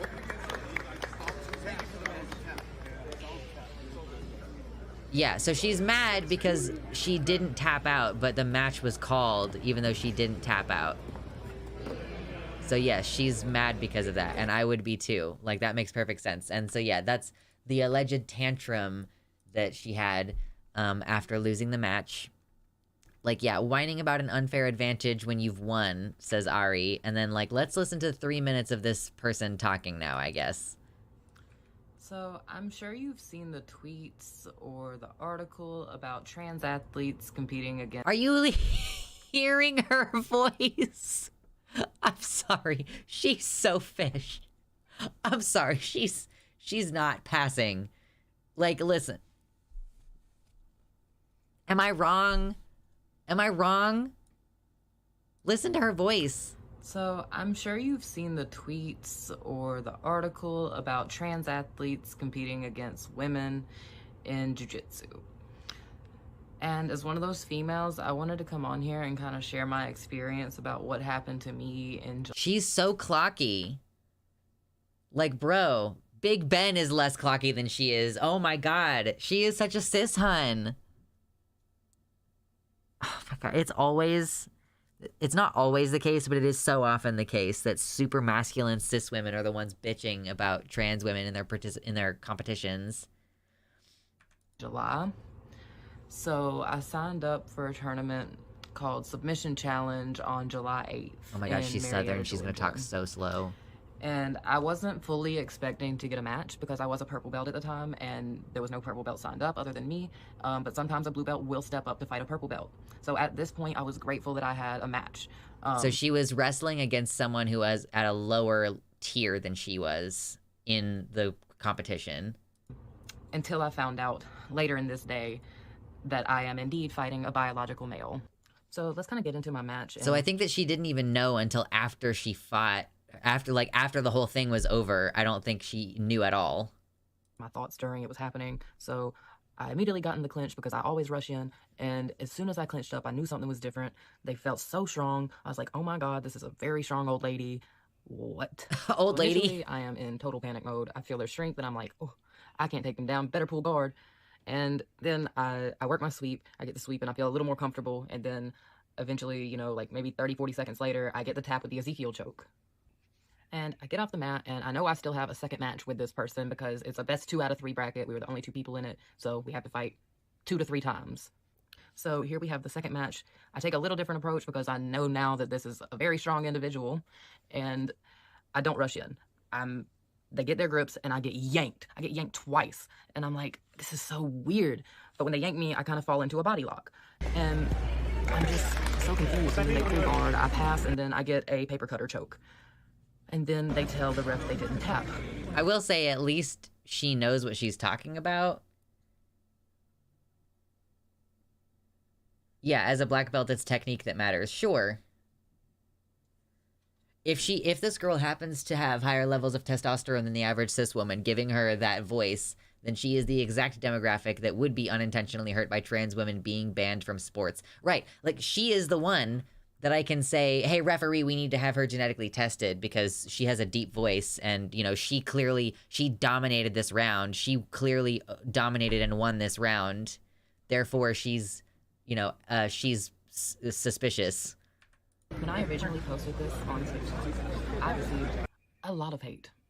And this was never about me winning or beating a trans opponent. This was about me giving a voice to other girls like Jaden and Adela who were scared in their matches. Oh yeah? Were you scared?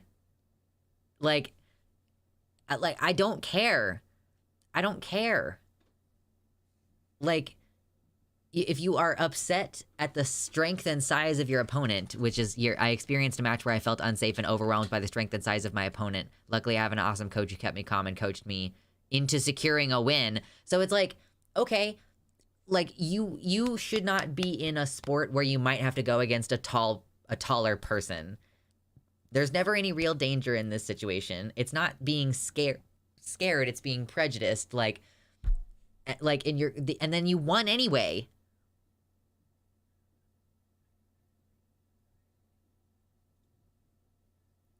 Competing against a male under false pretense of being a female presents many more opportunities for injury and lost opportunities, says a person who fucking won the match.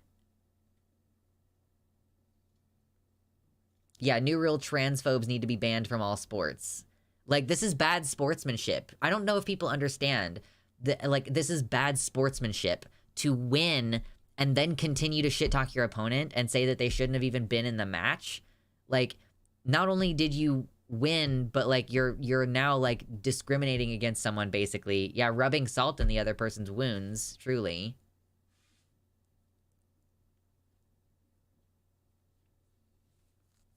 I know that this is all very complex for those in the know, but I can never get over how these martial arts invariably just come down to aggressive hugging. Aggressive hugging.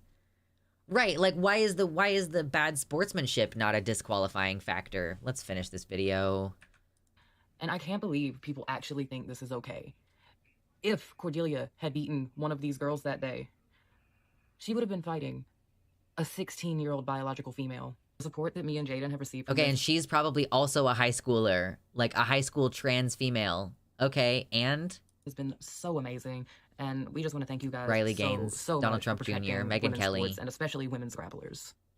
Oh my god, girl. Dude, like, I just can't get over the bad sportsmanship and the hubris of, like, calling this a traumatic event. Like, I went against a trans woman and I won.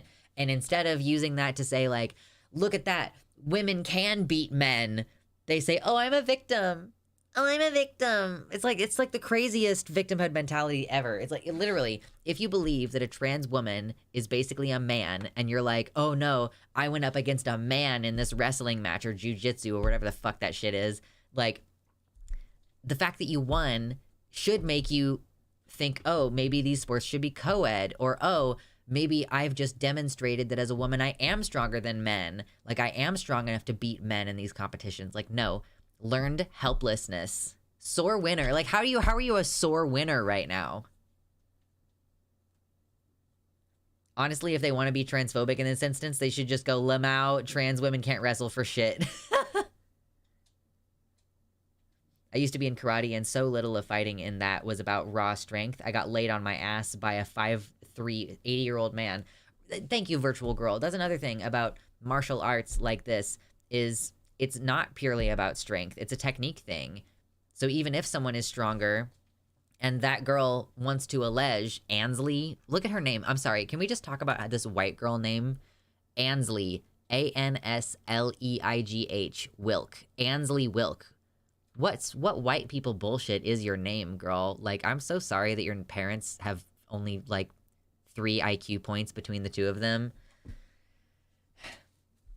But yeah, she thought, oh, my opponent is much stronger than me. And then she won on the technique side, because that's what it's about.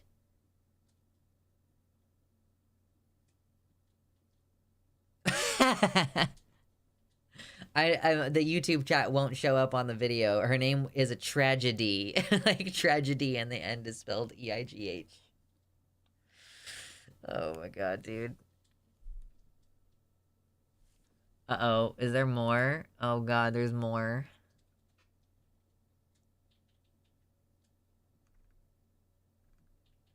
Okay, so we're a couple comments in. Ari says, how are you whining about an unfair advantage when you won? Because what she's interested in is PR and media attention, not fairness. Short-sighted bigot, says this person. And then Ansley responds, LOL, when I release this podcast tomorrow, y'all gonna feel really fucking stupid. I haven't made a long, in-depth statement on my feelings, and y'all don't know how I'm working amongst other trans athletes to create something fair for all. So, yeah, it's actually kind of funny for someone to be like, she's interested in PR and media attention, and then for her to go like, LOL, no, I'm not. I'm gonna release a podcast where I will definitely not make any money. I'm gonna do a podcast. Yeah, it's like bottom of the barrel.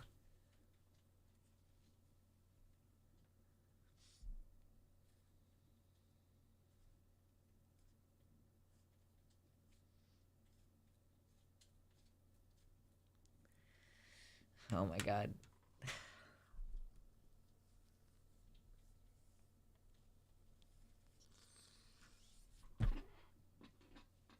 It's so pathetic. It really is. It's such an attention grab. Like, the way that you're spinning this is, like, not even, you know, it's in service to this narrative, you know? It has to be in service to this narrative. Otherwise, you would just be like, hey, you know, everything's great. And, like, look at this. How, like, what has she been doing before now? Like, why... She is only just now blown up because of this, as far as I understand it. And she already has hashtag Save Women's Sports in her bio. In her bio. It takes these people 2 seconds of coming into contact with the idea of a trans person in their sport, and suddenly they're fucking hashtag Save Women's Sports. Like, Jesus Christ, dude. The conversion is immediate.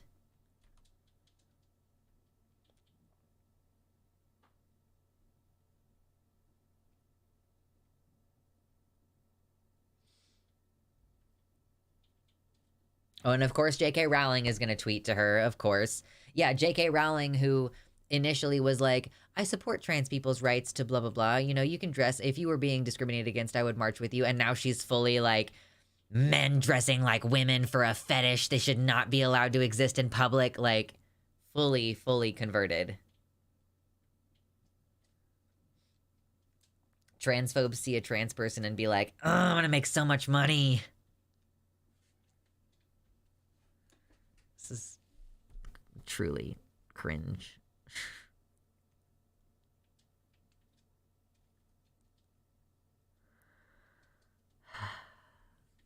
It's pathetic. It's pathetic, and I don't want to talk about it anymore. 60 people left in here. Is there anything else we should talk about tonight? Let's see.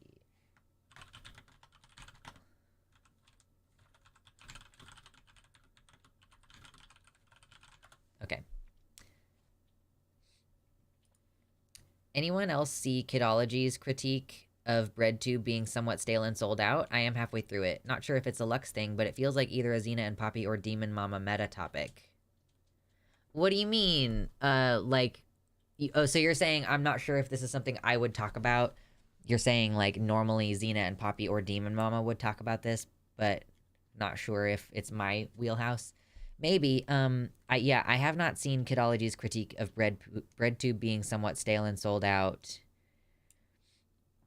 I guess, I would have to watch that video and understand what that means, because I haven't looked into it at all.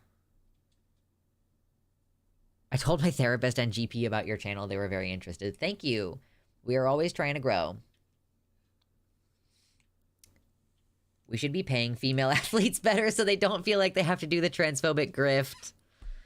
Oh my god, isn't that the truth? I know that's right.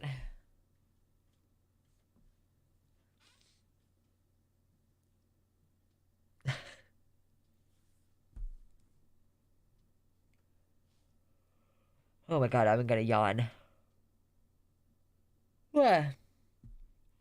Right, yeah, women's sports are underfunded royally on pretty much every level. And it's been studied that if women's sports were funded the same way that men's sports were funded, that is the biggest differentiator in performance. It's not that women are worse or less strong. It's that, like, they don't have good coaches and equipment. I saw President Sunday cover parts of the Kidology video. Unfortunately, did not see the whole thing. How was it with Otro? Is that something you think that I should go over? I adopted a kitten. His name is Loki. Aw. You've named your cat a name that's going to invite him to be a mischief maker. You're bringing the vibes down on your house.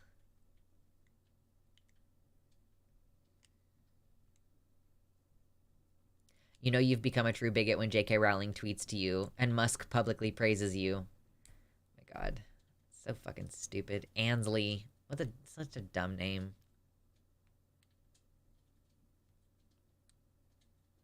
There are so many cats named Loki, and it is always correct. It's like if you named an animal Trouble. It's like you're asking for them to be trouble if you name them that.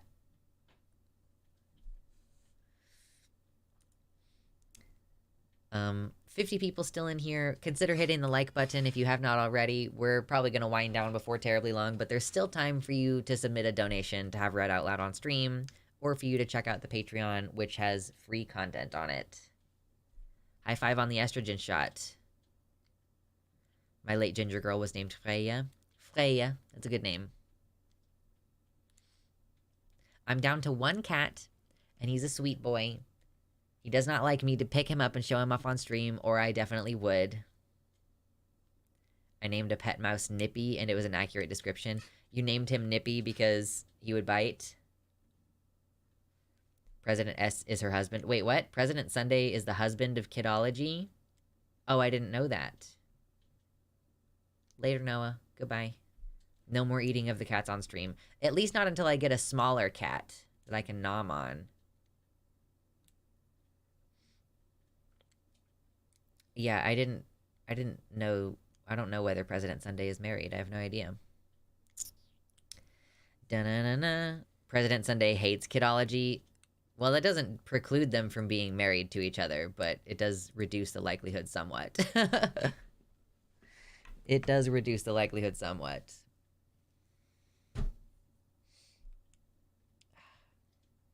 I decided to zoom back in a little bit because I didn't like being so far away from the camera, but it is unfortunate that you don't get the full effect of like the outfit as much if I'm this close to the screen, but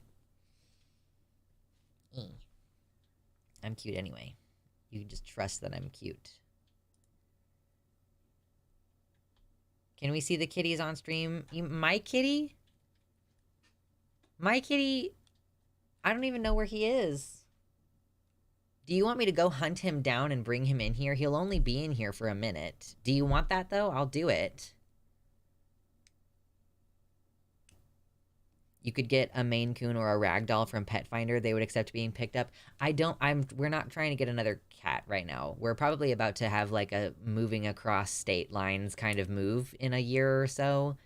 And like, that's going to be really hard to bring multiple animals on. So you want to see the baby? You want the baby? Okay, I'll go find the baby. By the time we get back here, he's going to be like mad at me for having picked him up. So he's not going to want to be here for very long, but I'll do my best. Okay. Don't go anywhere.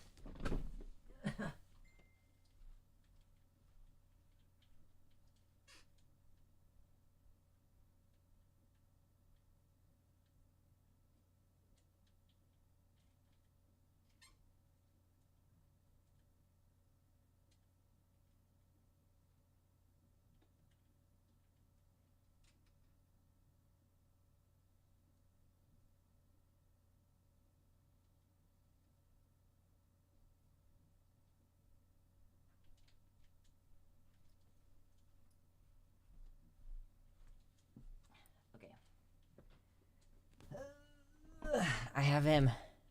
He's already annoyed. He's already like, I don't want this. Hi. Oh, thank you for being so sweet. Yes. I can't see him right now. I have to pull this up over here. Okay. Yep. He's good. He has wise man whiskers. I know. I know. Look at you. Look at how big you are, baby. You're such a baby. Oh, yes. He looks bigger than I remembered. Yeah. He's like 17 pounds or somewhere around there. You're so good. Yeah. I know you're not a big fan of this. You're so sweet, though. I woke him up to bring him here, okay? I woke him up to make this happen. Yeah? Your baby. Mm-hmm. Okay, are you ready to put you down? You're annoyed? Okay, I'll put you down now. Thank you so much. Thank you for being indulgent. I had to thank him for being indulgent. Oh my god. By the gods, he is a thick shadow boy. Like, listen, he doesn't even get fed that much. It's just that, like, he doesn't exercise. I need to get new batteries for the laser pointer. And then we'll start reducing the size of the cat, maybe. I don't know. He's like 13 years old also. Oh, God. He's bigger than mine, who is about as long but less wide. Right. He's a baby. Nice fat lazy cat, right? He coming. Oh lord, he coming. Y'all haven't seen him in a long time. So I hope you enjoyed the cat. It's time for Katta. Katta. I'm trying to get my hair to start growing back because it's so thin here in the front. And I feel like it's starting to come back in. Remains to be seen. Yes, the mitter. I hope you all enjoyed getting to see the kitty. I got a black kitty named Mickey Nugget. She's my little McNugget. And I hope she gets to be as big as your fur baby. He's amazing. He's the best. Okay. If I were to start a raffle on my Patreon of stuff like this to put on a monthly raffle, do we want more mushrooms or do we want other little crochet things? Because I can definitely... I'm going to start churning out some of these now that I'm between projects. And finally make that change to my Patreon that I keep talking about. Fun fact, in the Jungle Book, various versions either have Bagheera as a male or a female. Nice. I love him. I will be downloading him. Good. You will be downloading him. You're going to steal my cat via downloading mushrooms or voodoo dolls. I mean, I probably am not going to do the voodoo doll as a thing that I'm going to sell. As a thing that I'm going to raffle. It's not my vibe. We need Chloe Cole's grift card number. Give me your credit card grift number. Give it. He reminds me of the 30-pound kitty just on Girl with the Dogs channel. I'm not, psyched about the fact that he's so fat, but, he's a beautiful boy, and I love him. You like the mushrooms? Okay. I might just do several mushrooms. I might, make, 5 mushrooms, and then I'll have 6 months worth of backup, because maybe I'll give away 2 the first month to incentivize people to sign up. 57 concurrent viewers.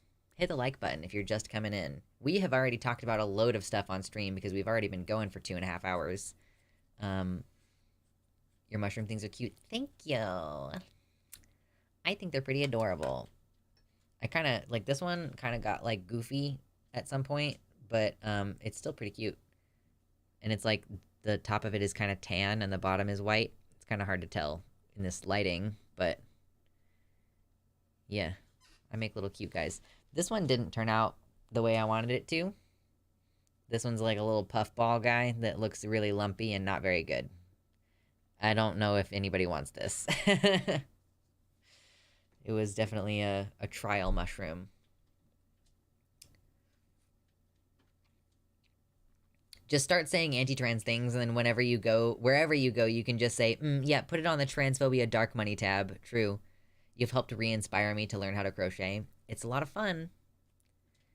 Thank you, Cece. I'm super late, but glad you are having an interesting mushroomy night. Gotta heart the mushrooms. It's true. I'm working on all kinds of different crochet projects on and off. I'm working on a scarf that is going to be a really big, long scarf, hopefully. And that one's probably for me. I don't know. Maybe I'll sell that one or auction it off and donate part of the proceeds to charity or something along those lines. I always get scared whenever I accidentally knock over a mushroom. Why? Because you're worried about the fae? I mean, you should not worry about the fae. You should concern yourself with the fact that the mushrooms want you to spread them around.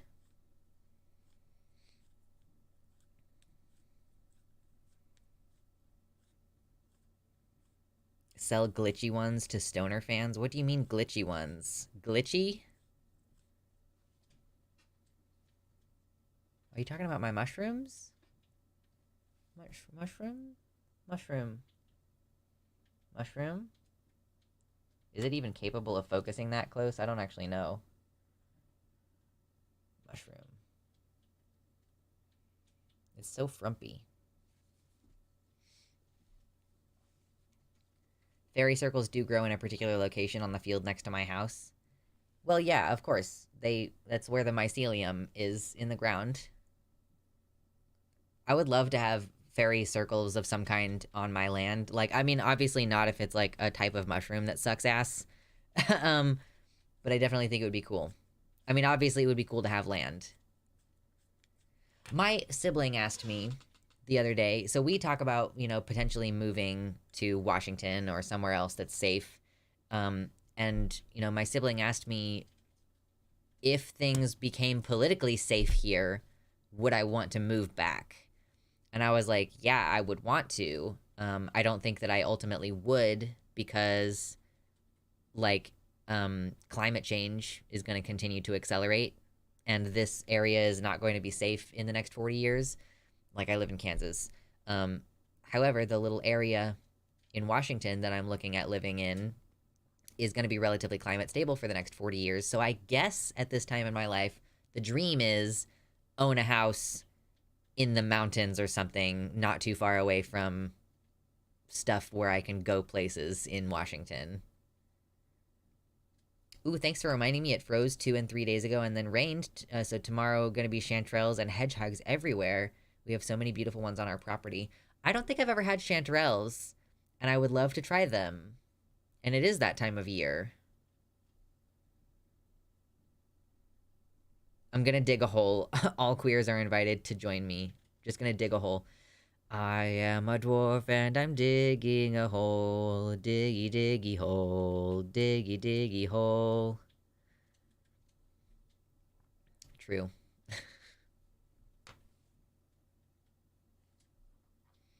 Reject modernity. Become worm. Become worm. Only worm. Only worm. Nothing else. Does anybody else have any topics for the end of stream? Winding down now, I think. I'm getting to the point in the stream where I'm trying to decide if I should drop viewers by half and continue playing a game, or if I should wait and play the game on Sunday when I'll have more energy and time.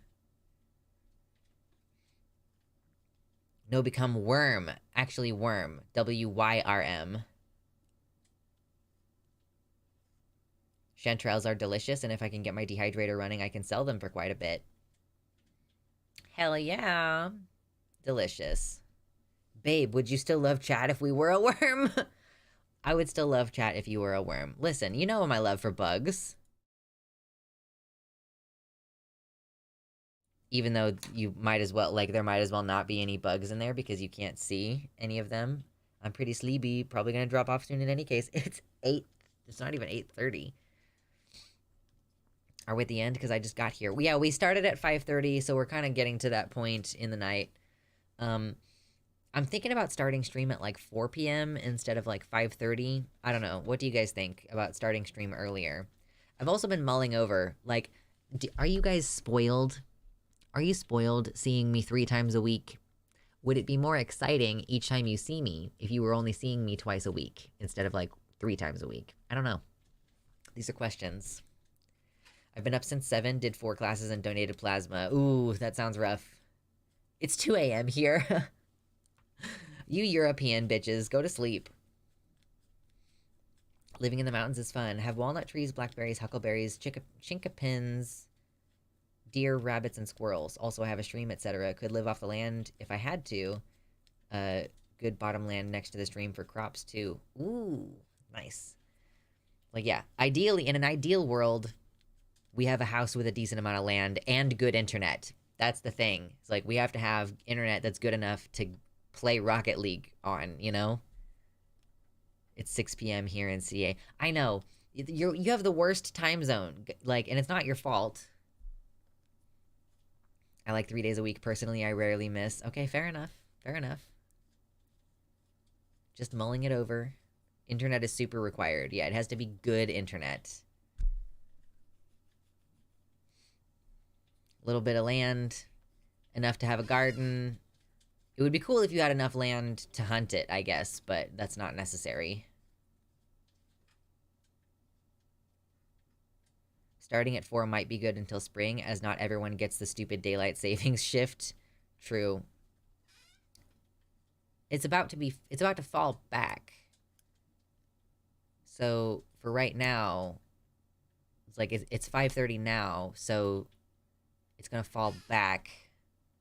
So what was 5:30 will now be 4:30. So I would basically be starting stream physically at around the same time. Interesting. Excuse me. I've given up on ever owning a home, TBH. My partner has a decent job, and so we might be able to... Like, I have really good credit, and my partner has good income, so with our powers combined... I would love goats and chickens. What do you keep a goat for? You keep a goat for milk, I guess, right? Is it just because they require fewer resources to keep them alive? Is that why goats are preferable to cattle in terms of goat and cheese production? 56 acres and excellent internet due to rural electric cooperative and the presence of government labs, etc. nearby, almost off the grid with high-speed internet. Damn, Mersh, you are just living the dream. Milk, meat, and plus they're really good at landscaping. Goats are good for cleaning up thickets, also good for milk and meat. Okay. Oh, and also the wool, the hair for wool. In Washington, there are people who rent out goats just because blackberries are such a weed here. They're like, okay, you can rent my goat for a day so that it will eat all of your fucking blackberries. Milk is okay if you like goat's milk. I've never had goat's milk. I really would love to try it, though. Like, I'm so fascinated to try it. Oh, did I tell you guys that I had lamb? I think I may have told you that we had lamb. And I've never eaten it. I've never eaten lamb specifically, and maybe I've had mutton in a gyro before with beef, right? But the lamb was so good. It was so yummy. I seared it off in the cast iron pan, and I think I cooked it with butter and some rosemary. Yeah, butter and rosemary, and it was fucking really good. Goat's milk tastes a bit sweet to me. Interesting. Chaya Raichik, big mad. Why is she big mad? Let me see. Ooh, okay, I need my earbud again. What is this? Accidentally getting a billy goat. Damn, not getting much milk out of this thing. Goat burgers were a big thing where I lived in Missouri. They always had a big grill set up and sold them during homecoming. Ooh, I'm just getting hungry at this point in the stream. I'm just getting hungry now. Billy goats are musky, though. Well, yeah, the joke was that the billy goat, I think the joke is that it's male.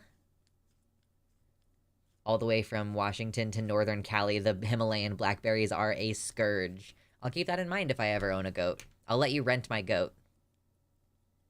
I don't care for goat meat or milk, though. It's like, I don't really care for pork. I like cured pork products, or like pulled pork that's been smoked and slow cooked and like has barbecue sauce on it.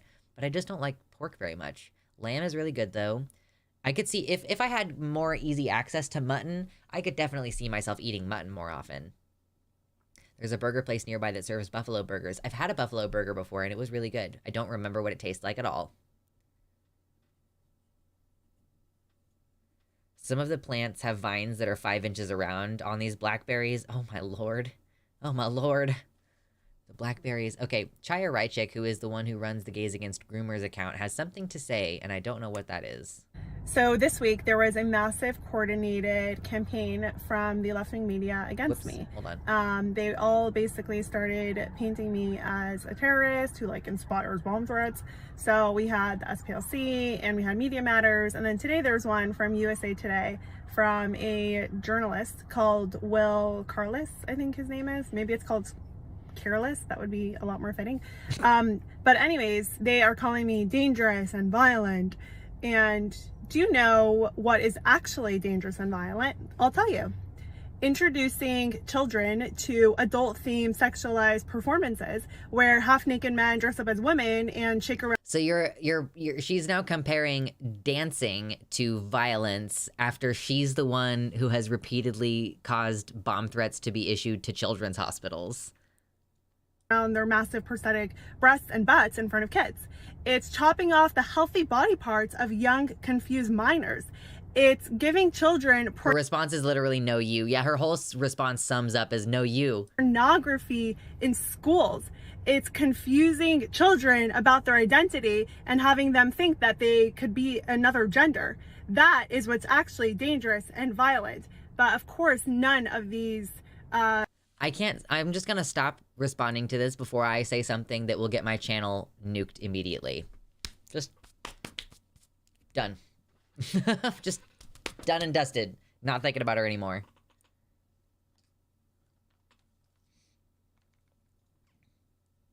Her response is literally no you. Yeah, this conservative is still mad about drag performance. Like, I just can't. When people are like, oh, this is violent, I'm gonna compare literally dancing to the violence of bomb threats and like terrorist attacks on doctors' offices and shit like that. Like, get a fucking life, you fucking moron.